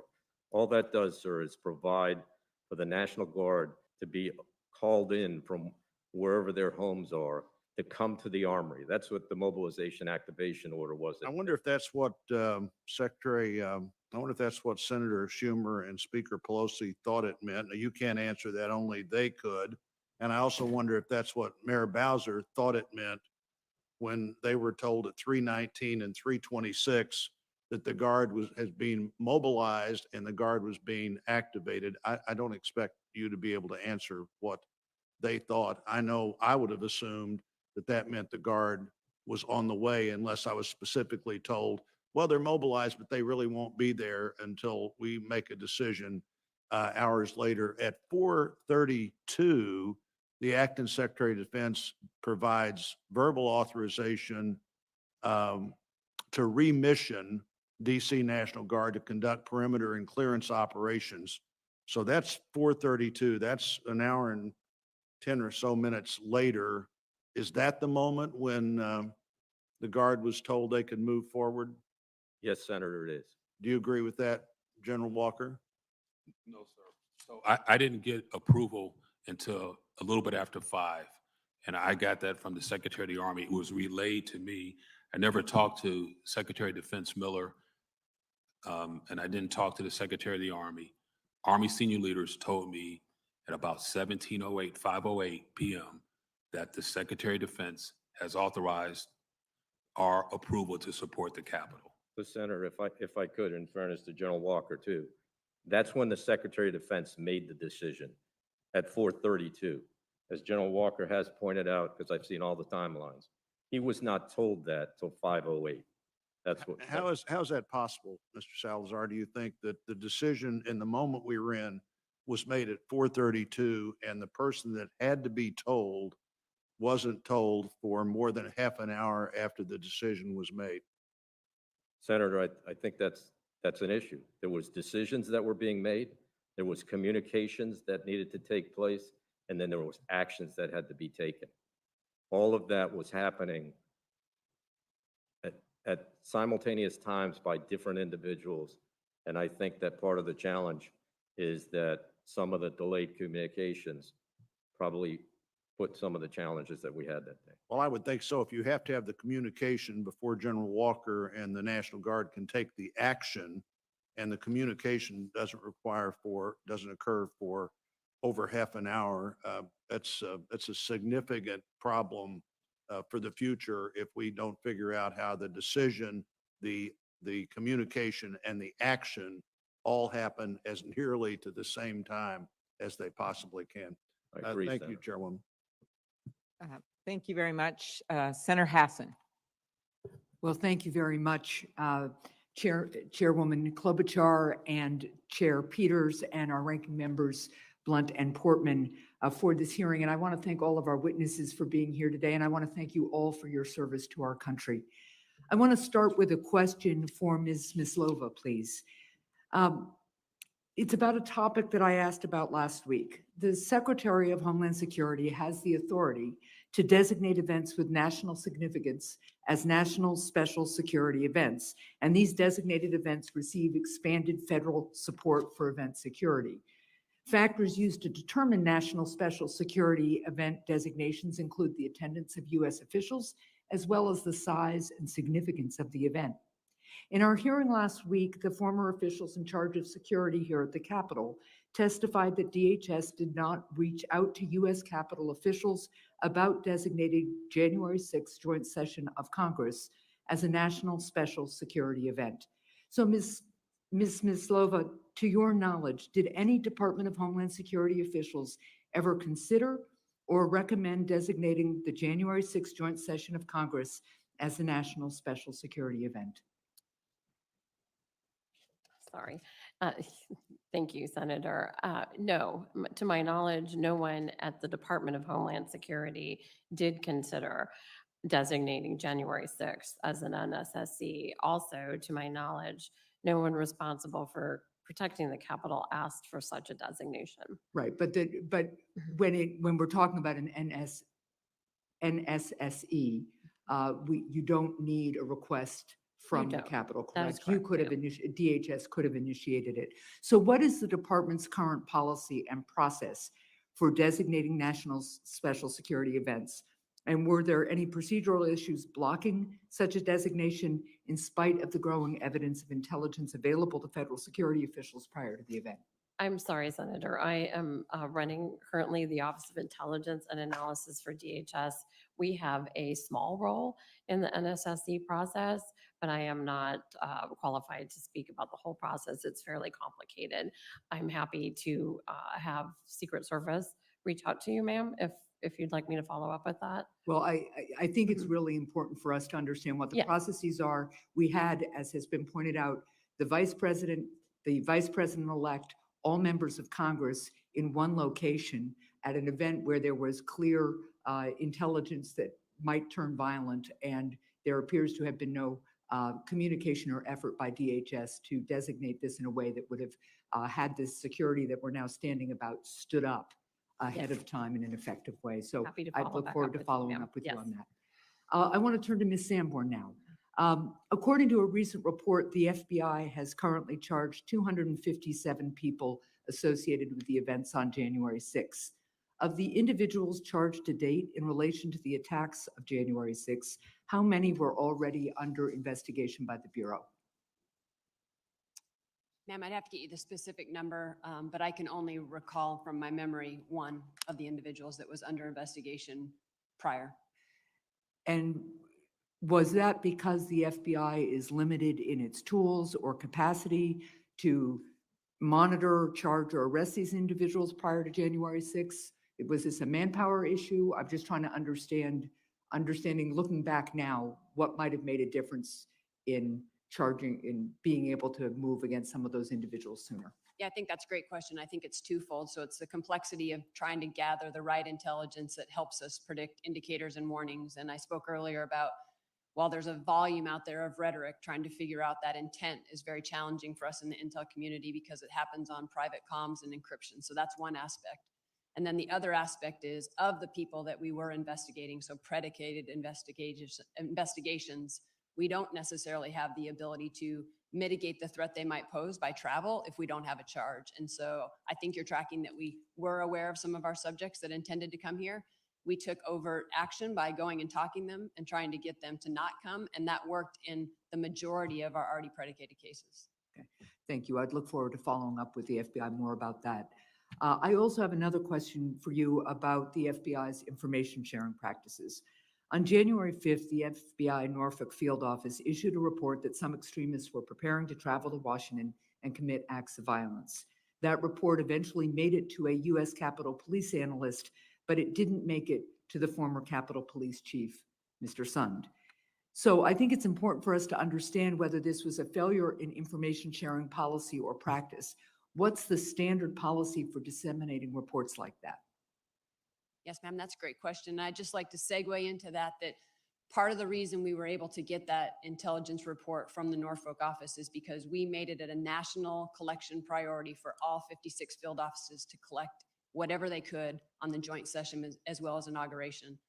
And so when they collected that information, they did follow our normal process. And I think we heard yesterday from the director and went above and beyond that process. So they documented it quickly within the situational information report, and they disseminated it 3 different ways: in writing, via email, verbally, and then also put it in what we call the LEAP portal, which is available to all state and local partners across the United States. So I'm trying to understand, though, how it didn't get elevated or communicated to the highest level. Who was the highest official in the FBI to be informed of the intelligence? So I, similar to Director Ray, found out about it days after. And so I think it's very important to also caveat what that was. It was raw, unvetted information, and only because of the collection message did it get as quickly elevated to the Washington field office and disseminated to the task force officers. So thousands and thousands of tips come in just like this on every day, and not all of those get elevated to senior leadership. Except that this was tips about violence at the United States Capitol, where we were going to have all members of Congress, the current vice president, the vice president-elect. And so given the gravity of the threat, it is very hard for me to understand why somebody didn't pick up the phone. And I'd like to understand, too, whether any of the following were informed of the intelligence: the president, the White House chief of staff, the attorney general of the United States, the speaker of the House, or the Senate majority leader. Not to my knowledge, ma'am, and I think you heard the director say this yesterday, and I echo it 100%. Anytime an attack happens, we're going back and we're going to figure out what we could have done better and differently. So I echo there's always processes that can be improved. Look, I will just say this, that one of the things before a major event that one should always do is figure out who the leadership is, and they should be talking twice a day on the phone for the week leading up at least. That's kind of standard practice, at least in the states that I'm familiar with. It's certainly standard practice for governors. And it is astounding to me that even if it's raw intelligence, given what the stakes were on January 6th, that kind of sharing wasn't routine and that it didn't happen. So I hope very much that we will look back at this and develop kind of standard operating procedures so that the leadership of security at the Capitol, the leadership of security in all the various agencies are sharing this kind of information person to person rather than relying on standard emails and the like. Thank you very much. I will say that's the purpose of the command post, and but 100% echo your point, which is let's go back and figure out what we could do differently. Okay. Thank you. Thank you, Madam Thank Chair. you. Thank you, Senator Hassan. And for members of the Rules Committee, we're following the order set forth by the Homeland Security Committee, how they do their order. So if there's questions about that, that's how we're doing it today. And next is Senator Feinstein. Thanks very much, Madam Chairman. I'd like to ask this question. In August of 2017, DHS, Office of Intel and Analysis, and the Virginia Fusion Center issued a report days before the violent protests in Charlottesville, Virginia. The report warned that the protests could be among the most violent to date. It warned that anarchist extremists and white supremacist extremists are calling on supporters to be prepared for and to instigate violence at the 12 August rally. Now, this was very similar to what we saw in the lead up to the January 6th insurrection, when groups were actively planning to come to Washington and commit violence. Yet there was no similar intelligence report by the Department of Homeland Security for this occasion. My question is why and what happened to change this procedure? Yes, Senator, thank you for that question. Before the election and then into the inauguration, INA did publish 15 separate unclassified reports that did discuss specifically that there was a heightened threat environment, that the threat could come from lone actors or small cells. We assessed that those that were motivated by concerns about the election and grievances associated largely with COVID-19 restrictions would also appear to be armed. And we also warned that they could transition quickly from a peacetime situation into a violent situation. I actually, in preparation for this hearing, did review all of those reports and was impressed with how well the team did. They were very well written and very specific. The point, Senator, is that we thought we had provided that warning. We did not have anything specific about an attack on the Capitol to occur on January 6th. So we did not issue a separate report. In hindsight, we probably should have, but we had just issued a report on December 30th with our colleagues at FBI and the National Counterterrorism Center. Well, we had thought, ma'am, that that was sufficient. Yeah, I'd like to ask that you make those reports available to this committee. Happy to, ma'am. Please. Also, press reports indicate that Acting Defense Secretary Christopher Miller issued a memo on January 4th preventing the DC National Guard from receiving weapons or protective gear, interacting with protesters, or employing riot control agents without his personal authorization. Do you know of any other instance where a defense secretary required personal authorization before allowing National Guard troops to respond to an emergency? And I'd like to put the letter from Christopher Miller, Madam Chairman, in the file, if I could. Yes, without objection. Could someone answer that Oh, question? I'm sorry, Senator. I'll answer that question. I was waiting. Senator, I'm not aware of another letter from a secretary. But again, based on events in the spring and Secretary Miller being new to the department at that time and some of the things mindful that had happened, he issued that direction. That direction, though, again, I'd come back to the point that in order for National Guard members to deploy in civil disturbance operations, it requires the Secretary of Defense's approval.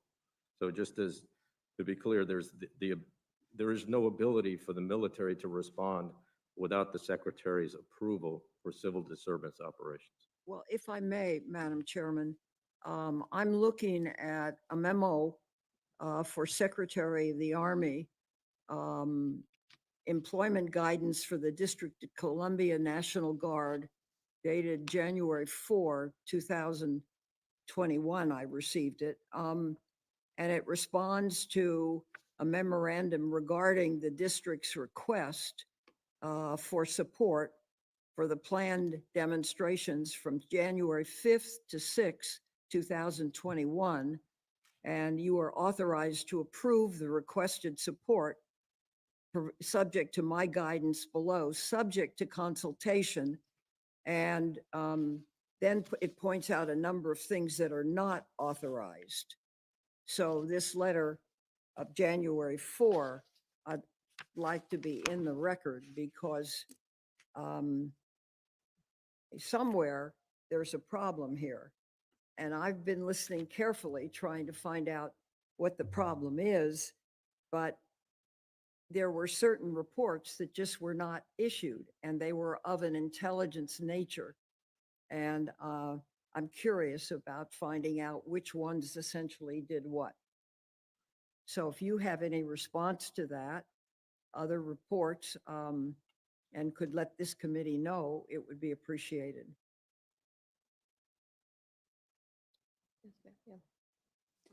Yes, ma'am, happy to do so. I think the key here is, and I think my DHS colleague mentioned this, is the intelligence we had articulated that we knew people were coming to the DC area. We knew there was a possibility they would come armed and potentially have conflict amongst themselves. What we lacked, and I think you heard this last week from all the folks that testified as well, none of us had any intelligence that suggested individuals were going to storm and breach the Capitol, and that was the intelligence that we lacked.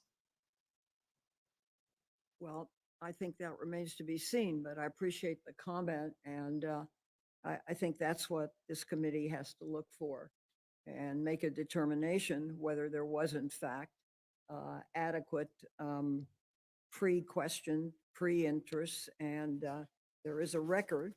And I thank you, Madam Chairman. Thank you. Senator Johnson, you're recognized for your questions. Thank you, Mr. Chairman.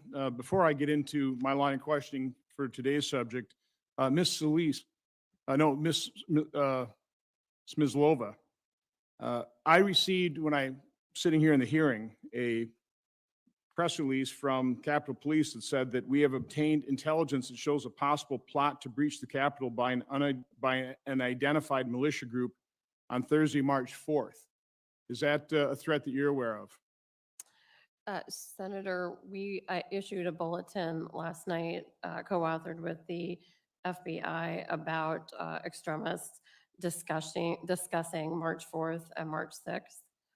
Is that what you're referring to? Okay, It's a joint yes, and- intelligence bulletin we released last night around, it was very late, midnight, I think. Yes. Okay. Well, again, so the threats are ongoing. Yes. General Walker, to review the timeline, at 1:49, Chief Sund contacted you. At 2:15, the Capitol was breached. I think in your testimony, you said you had available 340 DC National Guard troops. Is that correct? Well, sir, it was actually half of that. So half were on the streets helping the Metropolitan Police Department. The other half would have came in to relieve them. But we would have called them in to come in. Okay, so you had 40 in the quick reaction force, correct? Yes, sir.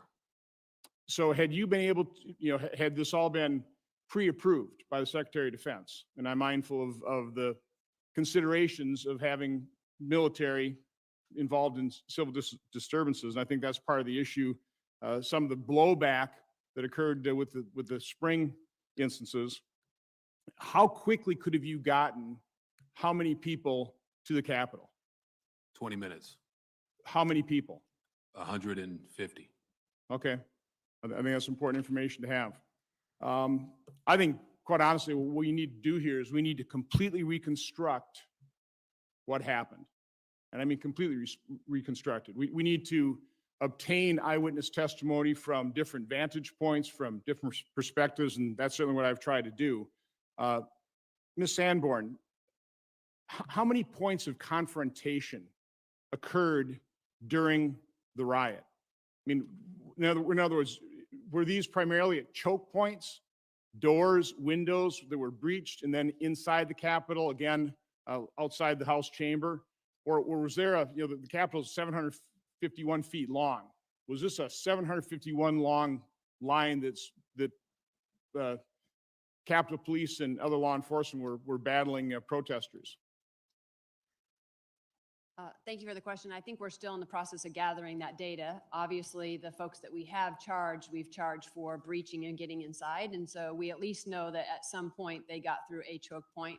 The actual distance of how long that was is still part of what we're examining, sir.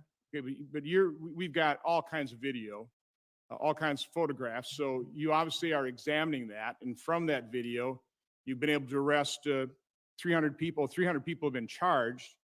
18 have been charged with conspiracy. 40 have been arrested for assault on law enforcement officers. So have you, looking at those videos, maybe not been able to identify the people, but have you counted the number of people that you want to identify, for example, that will probably be charged with assault?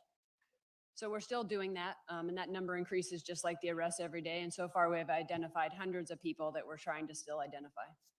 Okay, well, again, we've got 300 individuals who have been charged, 40 have been charged by assault. Do you expect the hundreds of people to be charged with assault, or will those be disorderly conduct, unlawful entry? I mean, Give me some sort of sense of the extent of this. Absolutely, it's a fair question. So I think the charges have ranged from everything from trespassing to obstruction to definitely assault on federal officers. We have a fair number of those. And so the charges based on the actual behavior that the individual partook that day definitely vary. How many firearms were confiscated in the Capitol or on Capitol grounds during that day? To my knowledge, we have not recovered any on that day from any other arrests at the scene at this point. But I don't want to speak on behalf of Metro and Capitol Police, Okay. but to my knowledge, none. So nobody's been charged with an actual firearm weapon in the Capitol or on Capitol grounds? Correct. The closest we came was the vehicle that had the Molotov cocktails in it. And when we did a search of that vehicle later on, there was a weapon. But How many shots were fired that we know of? I believe the only shots that were fired were the ones that resulted in the death of the one lady. Okay. Well, again, I appreciate the chair's comments about a bipartisan, nonpartisan investigation here, seeking out the truth. That's what I'm trying to do. Cognizant of how I was reacted to by offering an eyewitness account at the last hearing, I'll risk entering another piece of reporting into the record. This is from the New York Times. Hopefully that'll be viewed more favorably. The title is A Small Group of Militants Outsized Role in the Capitol Attack. In that report, it says federal prosecutors have said members of the Oath Keepers militia group planned and organized their attack and, quote, put into motion the violence that overwhelmed the Capitol. The reason I'm entering this in the record and read that quote is that it really does seem to align with the eyewitness account that I read portions of in the record last week. No conspiracy theory, just an eyewitness account from a knowledgeable observer. I didn't get to the point of the actual attack, and I want to just read a couple excerpts. This is the title, Provocateurs Turn Unsuspecting Marches into an Invading Mob. And again, these provocateurs are primarily white supremacist groups. Then a loud bellowing shout from behind, quote, forward, do not retreat, forward. Then two other men standing across from one another on the high granite curbs on either side of the footpath bellowed variations of forward, do not dare retreat. Some made direct eye contact with people and pointed directly at them as if trying to psych them into submitting. A third man standing on a chair also shouting forward, reached down and grabbed me by the shoulder and barked, don't retreat, get back up there. It wasn't an expression of enthusiasm or solidarity. It sounded like a military order. And it wasn't from a wild-eyed kid. This guy was probably in his 50s. He looked furious with me. Nobody seemed aware the Capitol was physically under attack. The tear gas caused pandemonium. But there was still no stampede, and people helped create or widen paths to allow others to leave the area. Then from the north, a column of uniformed, agile younger men walked briskly, single file toward the inaugural stand. They came within 2 feet of me. Their camouflage uniforms were clean, neat, and with a pattern I couldn't identify. These were the disciplined, uniformed column of attackers I had seen. There were a good 3 dozen of them moving in a single snake-like formation. They were organized, they were disciplined, they were prepared. We're taking the Capitol, the first or second announced. You're going to get arrested, someone called. Ms. Sanborn, does that tie into with what you're uncovering as you investigate exactly what happened in the Capitol that day, that you had these armed militia groups that had conspired and organized to be there, maybe dozens, we don't know how many, but that they were organized and knew how to use the mob to storm the Capitol? Is that kind of what you're seeing? We definitely so far are seeing a mixture of that. Absolutely. We're seeing people that got caught up in the moment, got caught up in the sort of the energy, et cetera, and made their way into the Capitol. And those are probably the ones that you're seeing the charges simply of trespassing. And then we're definitely seeing that portion that you're pointing out, which is small groups and cells now being charged with conspiracy that coalesced either on site or even days or weeks prior and had sort of an intent that day. And they too probably caught people up in the energy. So just one final comment. I would urge anybody that criticized me for entering an eyewitness account in the record last week to please read the eyewitness account to take a look at actually what the truth is. Thank you. Thank you. Before I call on Senator Merkley, I just want to ask you, Ms. Sanborn, one thing. These people that were assaulting the Capitol in military gear and were pinning an officer between a door and were using bear spray on officers in the Capitol. Would you title them provocateurs? Ma'am, it would all depend on the evidence behind the case, right? So as we're going through and we're figuring out what actually we know about each individual, it would just depend on what the facts and what we know holistically about that to be able to put a label on it. Do you think there were some very serious violent people involved in this insurrection? 100%, a lot of officers were injured and a lot of damage was done. And would you describe the atmosphere as festive? Absolutely not. Thank you. Senator Merkley. Thank you, Madam Chair, and thank you to all for your information. Assistant Secretary Solisas, if I understood your earlier comment, you thought the quick reaction team was only for reinforcing assistance to those members of the National Guard providing traffic control. Did I hear your comment correctly? Yes, Senator, you did.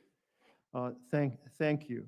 Major General Walker, I believe that if I heard your comments correctly, that quick reaction team was there to respond as needed, including protection of the Capitol. Is that correct? No, Senator. So they were actually to provide support to the guardsmen out there. What I would have wanted to do was remission them and get them to the Capitol immediately as a quick reaction force. I see. So they weren't necessarily planned to help protect the Capitol, but you would reassign them to that in that type of emergency. Yes, sir. Okay, thank you for that clarification. I was really struck by the complexity of the chain of command for trying to get a decision for response.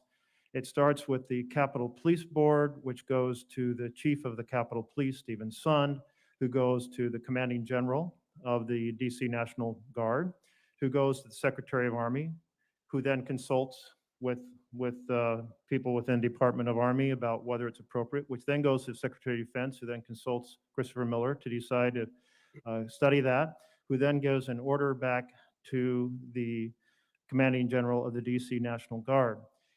This six-step process seems totally unsuited to the situation of responding quickly to an emergency. And just wanted to ask you, Commander Walker, if I'm reading this chain of command correctly, and if do you share the view that this is way too complex for a moment when you need to respond quickly? So, Senator, it's a long-standing process, but it can work in minutes. So, for example, during the first week of June, the Secretary of the Army was with me. I watched him call the Secretary of Defense and consult with the Attorney General and respond back to me with a approval within minutes. So it's an elaborate process, but it doesn't always have to be when in extremist circumstances, we can get it done over the phone But very quickly. if I understand right, it's normally an elaborate process done in advance. And in fact, the information came to you on January 1st. You got back a response on January 5th. So this was before January 6th. But it had this provision that this restriction that I think you've testified to was unusual, that required reconsultation on January 6th in a fashion that deeply inhibited the ability to move quickly. That's right, Senator. Okay, thank you. I wanted to turn to Undersecretary Smislova. And you've been with the department for how long? 17 years, sir. For 17 years, and I think you were the Deputy Undersecretary on January 6th, is that correct? Yes, sir. Okay. Well, I was struck by different reports that came from officials saying that there was a mood within the department, and I'll just quote one formal official reports, quote, "Nobody wanted to write a formal intelligence report about this, in part of the fear that such a report would be very poorly received by the MAGA folks within DHS." And to follow this up, Brian Murphy, former head of DHS, and I don't know, were you also the deputy to him as well? I was one of his deputies, yes, sir. He noted that DHS officials had ordered him to stay away from the threat of white nationalism, that Chad Wolf, Ken Cuccinelli, also had asked him to modify intel assessments to ensure that they matched up with public comments by President Trump to downplay the threat posed by white supremacists. In your time at DHS, it's very important that intelligence is unaffected by politics. It's like the root information. Did you get a sense that there was kind of a troubling cloud, as reported in various sources, including from the former head of DHS, that there was this troubling cloud of political influence over the quality or the kind of determination of how intelligence was presented to officials? I can say that INA's reports did not change. We did not change our assessments based on any political pressure or interference. We did publish the Homeland Threat Assessment. It's a publicly available document that does state that white supremacists are the most persistent and legal threat and lethal threat to the homeland. So did you ever feel any pressure or receive any encouragement, even kind of in a less informal way, I'm not talking about a written document, that you needed to be very careful about clarifying the threat posed by white extremists? I did not personally receive that. And do you consider Brian Murphy's report that that type of pressure was applied to be accurate or inaccurate? He has, his is a whistleblower complaint and it is still being adjudicated. No, I understand, but I'm asking you, you were right there in the leadership. You never got a sense that there was any type of political influence like he reported regarding encouragement to downplay? I did not personally have that influence pushed upon me, sir. Okay, thank you. Some have suggested that the reason that there were formal intelligence assessments regarding earlier events, including the protests in Portland, but not such a detailed presentation related to January 6th, was because of this pressure to downplay to some degree the threat posed by white extremists. I would like to point out, sir, that the two instances are very different. Our support during some of the civil unrest and the protests, specifically in Portland, were at the direct request of our own DHS federal law enforcement partners. And in that capacity, we were reacting to a pattern of violence that had shown itself for several weeks. Our open source team did an excellent job in many instances of providing specific information that kept those officers safe. They were reporting things like bricks may be used today as a weapon, another day it might be bug spray combined with leaf blowers or lasers. Our work, by contrast, leading up to the election and January 6th is quite different. It's a different kind of an environment. There's not that pattern of violence. It is a different kind of assessment. So I do suggest, sir, that it's impossible to compare the two. Thank you for your testimony. Thank you. Thank you, Madam Chair. Mr. Chair. Thank you, Senator. The chair recognizes Senator Sinema for your questions. Oh, thank you, Mr. Chair, and thank you to our witnesses for being here today. During last week's hearing, we heard about coordinated security planning efforts between law enforcement and federal partners for January 6th, including areas where planning could be improved. As part of this conversation, the committees heard about intelligence shared by the FBI field office in Norfolk, Virginia on January 5th, warning of extremists preparing to travel for, quote, war. We also heard from the former chief of U.S. Capitol Police that he never saw this report and that on January 6th, he knew of no intelligence suggesting there would be a coordinated violent attack on the U.S. Capitol. The head of the FBI's Washington field office has previously said publicly that the Bureau did not have intelligence suggesting the rally would turn violent prior to the January 5th report. However, on January 8th, a podcast from the New York Times outlined activity across multiple social media platforms showing coordination between groups ahead of the January 6th attack. The podcast highlighted social media conversations about coordinating travel, bringing weapons, and using language like occupy the Capitol and the revolution will come to Washington. So my first question is for Ms. Sanborn. Was the FBI aware of these specific conversations on social media? To my knowledge, no, ma'am, and I would just sort of articulate why that is. So under our authorities, because being mindful of the First Amendment and our dual-headed mission to uphold the Constitution, we cannot collect First Amendment protected activities without sort of the next step, which is the intent. And so we'd have to have an already predicated investigation that allowed us access to those comms and/or a lead or a tip or a report from a community citizen or a fellow law enforcement partner for us to gather that information. So the FBI does not monitor publicly available social media conversations. Correct, ma'am. It's not within our authorities. So my next question is for Ms. Sanborn and then Ms. Smislova. Did the preparations for January 6th rally follow the typical process for sharing information among law enforcement entities when confronted by this type of an event with a high potential for violence? And were there additional processes implemented to consider that, as Senator Klobuchar pointed out, this was an event with Congress in session and the Vice President and Vice President-elect all gathered in one place? Yes, ma'am. So a couple of things we did different than normal operations is we sent out and made this a national priority for all of our 56 field offices to actively go out and ask sources, collect information on any threats that posed to the National Capital Region, not only for the 6th, but for the inauguration. That tasking is what led to the potential collection in the Norfolk field office.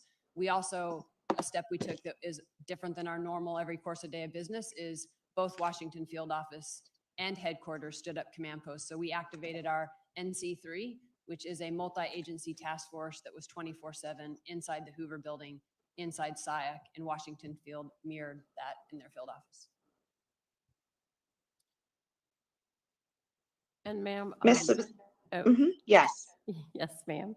And DHS also, INA had been on a heightened period of alert before the election and then after the election.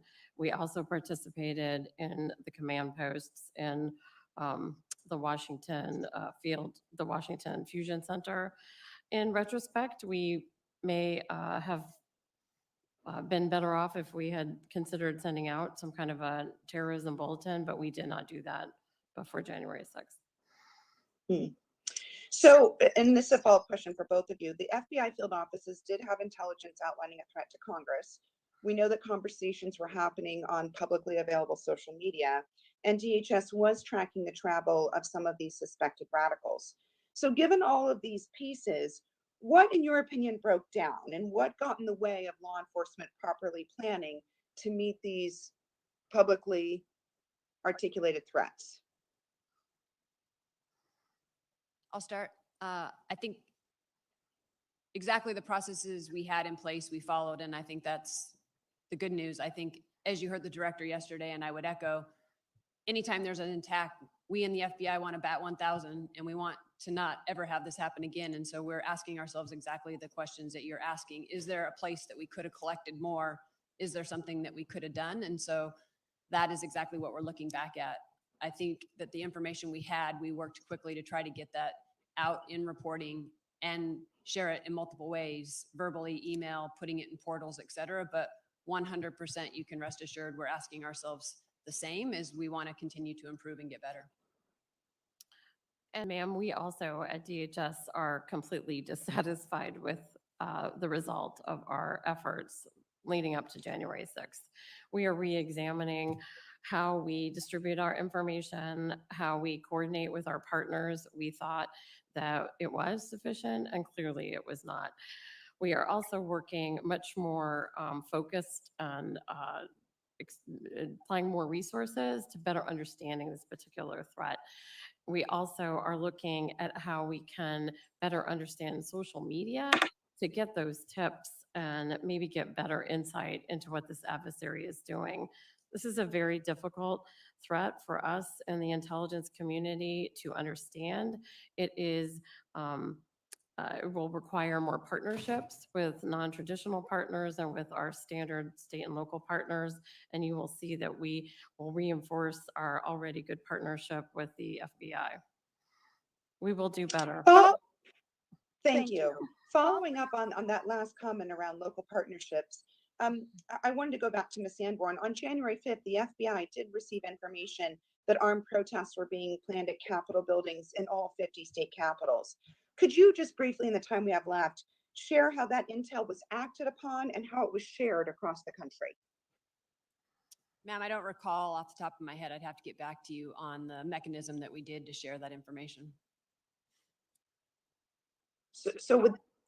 Based on that response, would it be fair to assume that it was not a particularly high priority, that there were armed protests planned at all 50 state capitals across the country? No, it 100% was a high priority, and it definitely, for our mission and our focus, we were not on the 6th only focused on the national capital region. We were focused on the whole country, and so it 100% was a very important focus for us. I just can't remember the mechanism of the document, or whether it was an email, whether it was a joint product, how we passed that information, but we were concerned with it, and I know we disseminated it in some form, and I owe you that.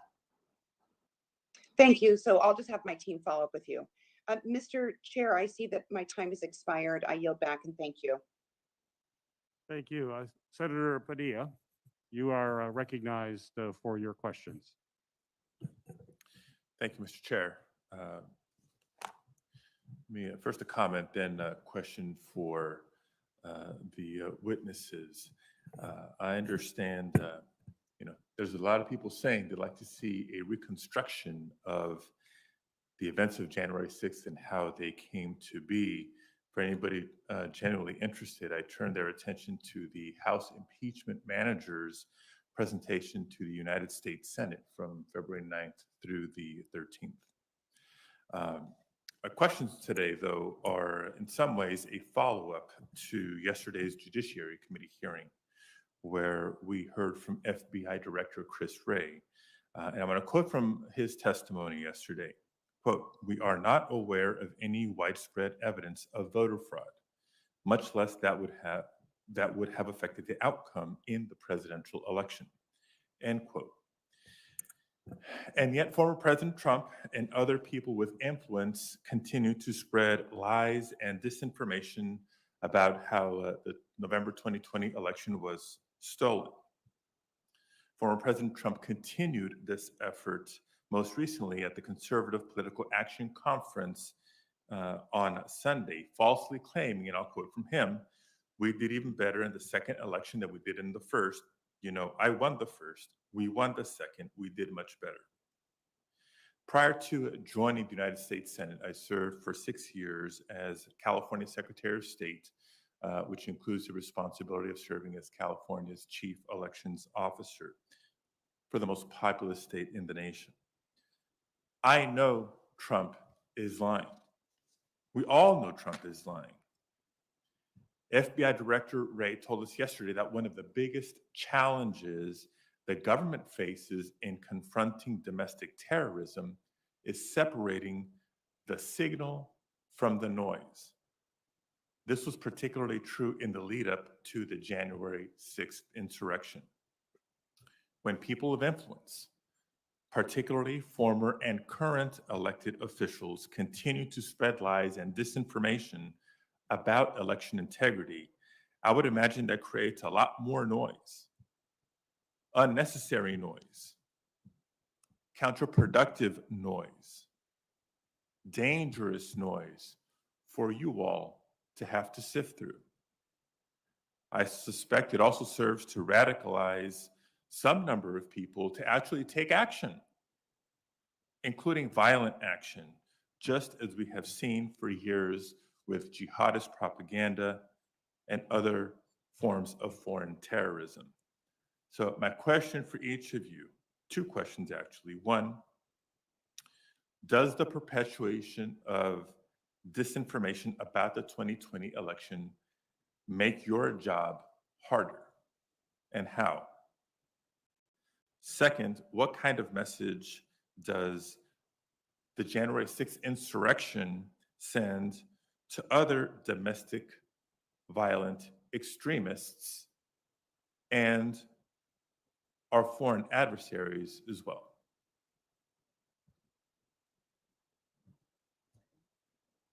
I'll start. I think I'd start with pinpointing the specific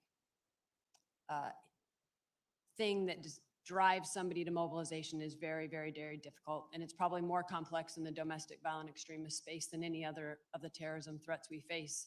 And why that is what we found in our investigations is domestic violent extremists not only are potentially doing what they're doing in an insular manner, but it's a combination of an ideology that they have, and what makes it different is a very unique personalized grievance. And when those things combine, that appears to be what pushes them to mobilization. And so for every single individual, we're trying to find that, but it's incredibly hard, and it relies a lot on their ability, post disruption, to explain that process to that. And so that's something we're trying very hard to get to the bottom of on each of these cases. And sir, we did warn in our National Terrorism Advisory System Bulletin that we assess perceived grievances that are fueled by false narratives could continue to mobilize or incite people to commit violence. So to that extent, yes, false narratives are difficult.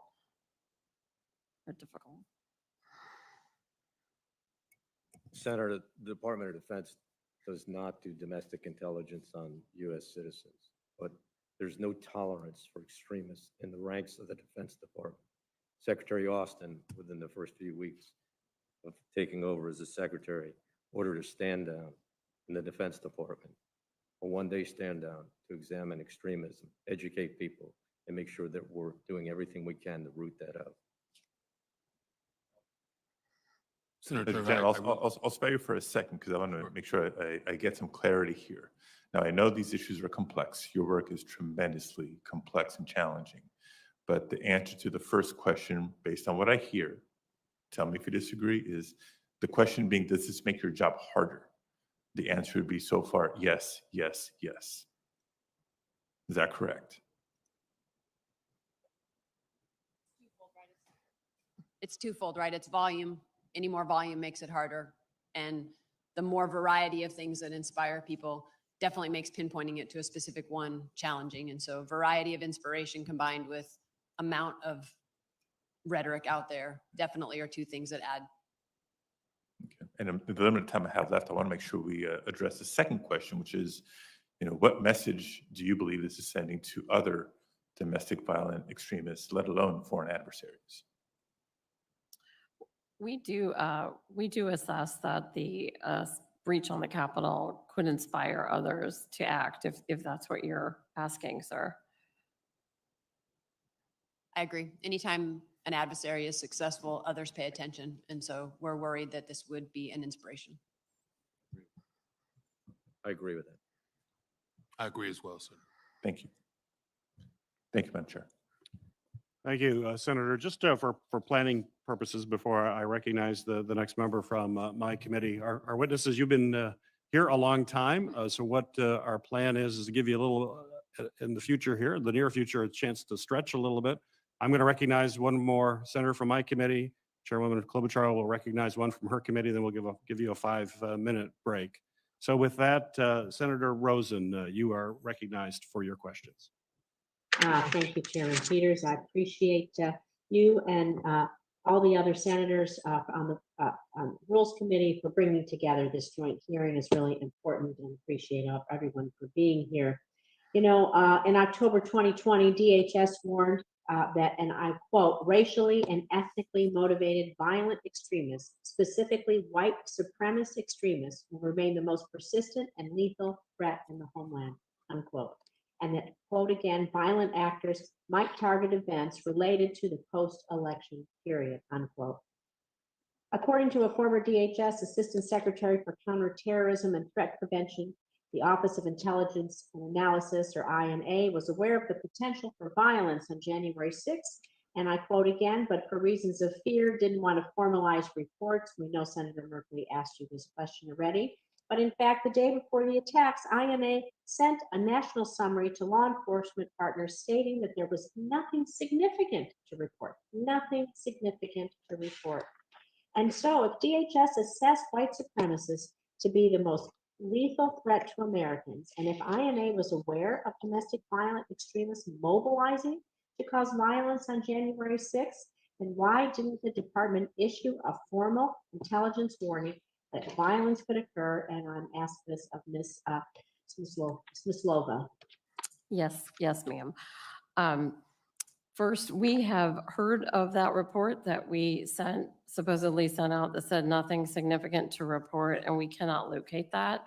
So I have no idea where that notion came from. Will you follow up with us on that report, see if you can find it, or where we got that impression? We've looked, ma'am, for a while.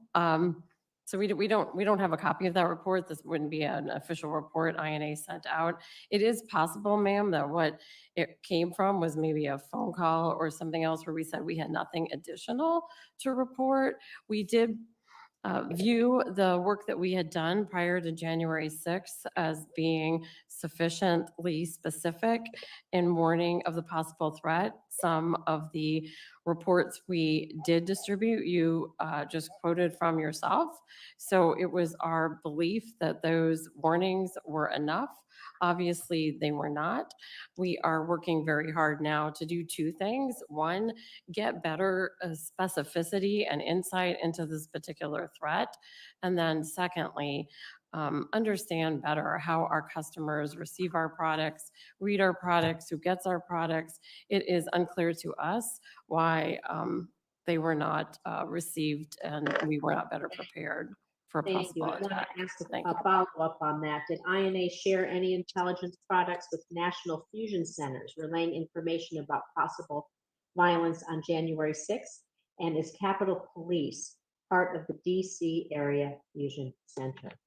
Yes, we talked specifically to the Capitol Police in early December, made sure that they were in receipt of all of our products, and they received, again, the one we put out just a week before the attack that we co-authored with FBI, National Counterterrorism Center.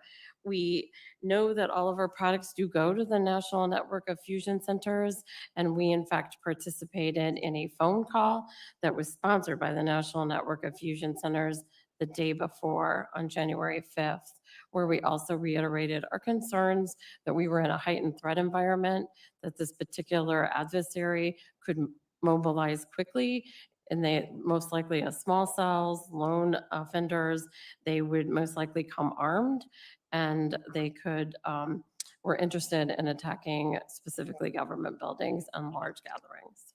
Well, I appreciate that, but it seems like we weren't exactly ready. So moving forward, I know you Correct. alluded that you're going to try to figure out where your product goes and who talks about it, but how are you going to specifically elevate INA's assessment that white supremacists are the homeland's most lethal threat so that quality, detailed, and informed intelligence actually reaches our communities, including our local law enforcement ahead of possible attacks so that we can prevent any loss of life, certainly, or other kinds of damage. Yes, ma'am. And the department is committed to doing that. Our secretary is very committed to coming up with a whole of DHS approach to better combat domestic terrorism. We are working across the department to understand how to better articulate the threat and deliver the threat and how to mitigate it with our state and local partners. Thank you. I want to move on because the day before the insurrection, the FBI issued an internal warning that extremists plan to take part in violence on January 6th. Last week, I asked Metro PD about the intelligence failures leading up to the attack. Acting Chief of Police Conti told me that FBI emailed MPD an alert bulletin warning about potential violence at 7 p.m. the night before the attack. Mr. Conti told me, again, I'm going to quote here, I would certainly think that something as violent as an insurrection at the Capitol would warrant a phone call or something, unquote. But yesterday, FBI Director Wray shared that his information had been provided to local law enforcement multiple times and in multiple forms. So, Ms. Sanborn, it sounds like either Mr. Conti or Director Wray was mistaken. So can you corroborate Director Wray's statement? And if indeed the warning was only sent in writing, why didn't the FBI go a little bit further? Why did it not alert local law enforcement about the possible violent insurrection in a manner more consistent with the gravity of the threat on our country? Yes, ma'am, I appreciate the question. I think I'll start with the information we received, just to correctly characterize what it was information off the internet, unattributable to a specific person. That being said, the content and the suggestion of what may or may not happen was concerning enough that based on our prioritizing this as a collection priority for our 56 field offices, they quickly wrote that up and within the hour had that information to the Washington field office. They wrote it up in a document specifically for dissemination to state and local partners, but really they tried to belt and suspender that together. They wanted to make sure that we just didn't rely on the dissemination of a product, that we also followed up with an email. So it went out in an email to all task force officers on the Washington JTTF task force. And there's numerous of those from the National Capital Region that received that email. Still on top of that, they didn't want to rely on just the email and the written document.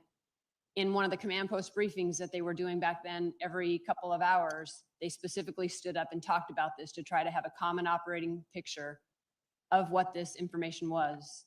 And then still to go a step further and not rely on just that and make sure that we broadened the visibility, not just to the National Capital Region, but we opened that aperture to the whole country for our state and local partners. We posted that situation information report on what we call the LEAP portal, which is available to all state and local partners. And why that's significant is it gives them awareness, but it also gives them the opportunity to maybe even potentially add collection to what our piece that we got from the social media posting online. Thank you. I know my time's expired, so I'll take this question offline, but you're encountering so many online threatening posts. We need to maybe change the definition of Thank you. specific threats, raise them up. Thank you. Very good thoughts, Senator Rosen. Next, Senator Warner from the Rules Committee. Thank you, Madam Chairman. And let me also agree with you and Senator Rosen that the cross-pollinization that takes place on social media platforms and on the dark web need to be pursued. I appreciate Ms. Sanborn's appropriate response that you not arbitrarily collect off of American citizens if there's not some nexus. But I do think it's important, and I think others have mentioned this, that domestic violent extremists didn't start with January 6th. They didn't start with Donald Trump. They're not going to end with January 6th. They're not going to end with Donald Trump. In my state, we saw a few years back the Unite the Right rally at Charlottesville, where many of these same groups and affiliations came together in another violent effort where one protester was killed and fortunately lost a couple members of our state police. Director Wray has repeatedly said in testimony before the Intelligence Committee, the Worldwide Threat Assessment, that domestic violent extremists are a major national security threat to this country. I personally believe that that message was downplayed during the previous administration because they didn't want to hear it. And what I want to start with Ms. Smislova and Assistant Director Sanborn. Director Sanborn, it's great to see you again, is that recognizing the constraints that are placed upon you in terms of collections, but also acknowledging that this threat has been around for some time. The FBI in particular has acknowledged that it is an extraordinary, major, severe threat. What have you both been able to do in engaging in open source intelligence and independent research communities to better identify these DVEs? I know in the run-up to the January 6th insurrection, there was research done by Harvard's Joan Donovan and Elon University's Megan Squire, as well as other researchers that pointed to the fact that these DVEs and the affiliated groups, oftentimes groups that are working in conjunction with groups in Europe, were planning this effort. So how are you, both DHS and FBI, utilizing these independent researchers, open source activities, and making sure we've got a better handle on it, recognizing the appropriate constraints on what you can do directly? Yes, Senator, thank you for the question. We just last week met as Inside INA to discuss contracting with some of those experts outside. We are aware that we need to invest more in our understanding of domestic terror. We understand as well that it will require a different approach than a traditional intelligence community approach. We must use different sources to understand this threat. We are looking to get outside experts, invest more in-house. We are secondly looking at how to better understand the social media world so that we can better focus on where we might actually find specific and insightful information about what the adversary is thinking about. We are additionally working to partner more with our state and local colleagues who we know have a different perspective of this threat and have more information in some cases than we do. And we are also, again, partnering more across the department and with our federal partners, increasing our relationships with FBI. Ms. Sanborn? Thank you, Senator. Nice to see you again as well. I'd sort of say what we're trying to do, and I'll put it in 3 buckets really for you. Increasing our private sector outreach is 100%. I have a section just inside my division that does nothing but partner engagement. We have found that the better we educate them on the threat we're facing and painting a picture for them of what those threats we are, they're better able to pay attention and collect and refer information to us. And that is helpful. And I think that's why when we talk about the fact that 50% of our tips and leads to our cases or predication for our cases come from that relationship and that education. We're also, same as my colleague said, using the state and local partners. So we leverage the fusion centers a lot and their ability and their expertise. And the Orange County Fusion Center in California is a great example of leading sort of the analytics of social media and leveraging their expertise to predicate cases. And they were actually behind the predication of the case, the base that we disrupted. And then last, I would say, challenging ourselves for better collection inside, right? Trying to point our sources and our collection to be in the right places to collect the intelligence that we need. And that is what led to the Norfolk SIR. That is us pointing our collection in a space that gathered that information. I have to tell you, respectfully, I'm pretty disappointed with both of your answers. This is not a new threat. We've seen since 2016 election how foreign adversaries manipulate social media. Hear repeatedly from DHS and FBI that we're going to get better at collecting. We saw the Unite the Right rally in Charlottesville. We heard people say we're going to get better at collecting information and better partnering. Neither one of you referenced. There's literally a host of experts at academia, at organizations like Graphica, and others that are monitoring the DVEs and their activities, oftentimes in their connections to anti-government groups in Europe, again, oftentimes amplified by nations like Russia. And I just, we're always going to get ready, and then we're somehow surprised when we see the kind of chaos that took place on January 6th. We can't always be saying we're going to do better next time when this threat has been around for years.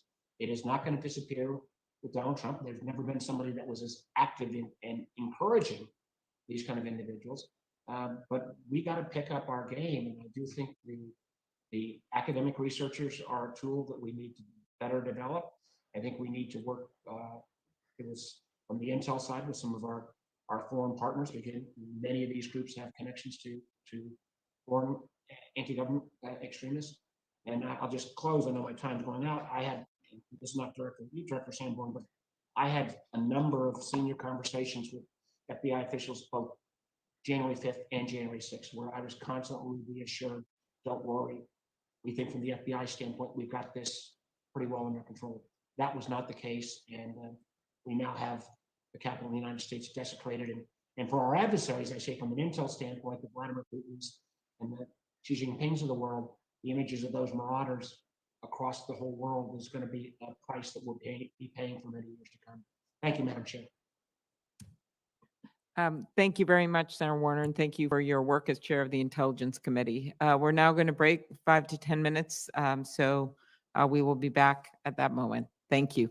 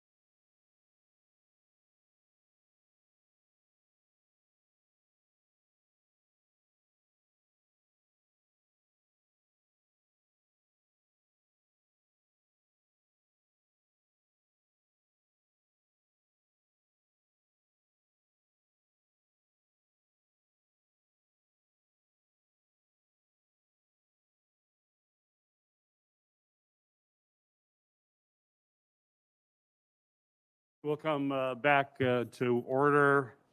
Senator Langford, you are recognized for your questions. Mr. Chairman, thank you very much for this. Witnesses, thank you.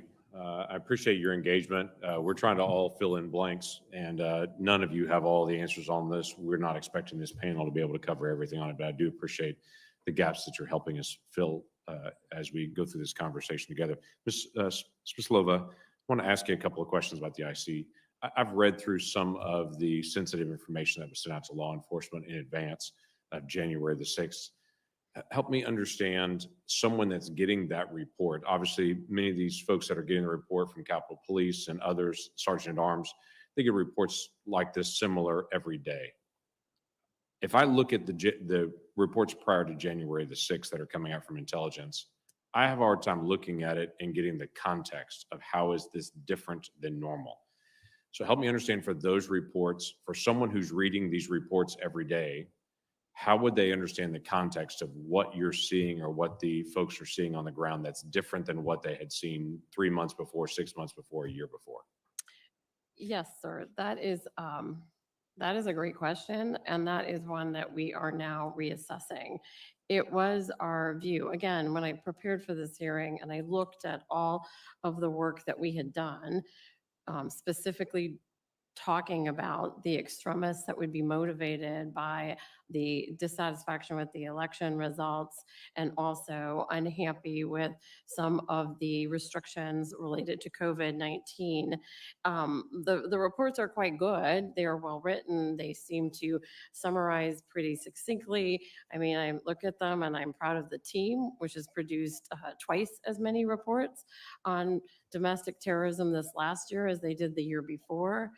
But to your point, it might be hard to see that trend over time in the noise. So looking backwards from, now what didn't happen, right? We are examining, should there be different types of reports? Should we use some of the tools that DHS has, such as the National Terrorism Advisory System? We have restarted the Counterterrorism Advisory Board, which was occurring monthly under the previous administration and had fallen off for a variety of reasons the last few years. We've restarted that.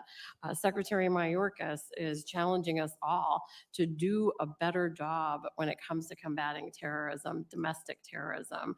So I guess that's a long way, sir, of saying we are taking a look at the reports that we have done. We will be engaging very directly with all of our stakeholders, asking them what we could do better, asking them how they might better receive the information. Should we put it in a different format? Is there some way we should remind them that this is an alert? And it is hard, candidly, with the volume of information that we all receive daily. Sure, you're getting a tremendous amount, and that information continues to be able to flow. But when I look at the reports and look at even the bottom line up front that's at the beginning of it, it all seems very standard to me. Mhm. There doesn't seem to be an elevated risk. Now, there's some details that come afterwards that if you're reading through it, you could then elevate it. And as you've heard, some members on this committee and others in the media have pulled out specific statements buried in the report and pulled it out and said, well, how could you have missed this? Right. But in the bottom line up front, it looks very standard. Here are the risks. Here are the things that we're seeing. There doesn't seem to be something that would say, hey, this is higher than normal. Mhm. If I can use the intel term, it seems to be chatter. Even in the report itself, it identifies multiple places. This was one person on a social media site, and they had one comment that they made on it.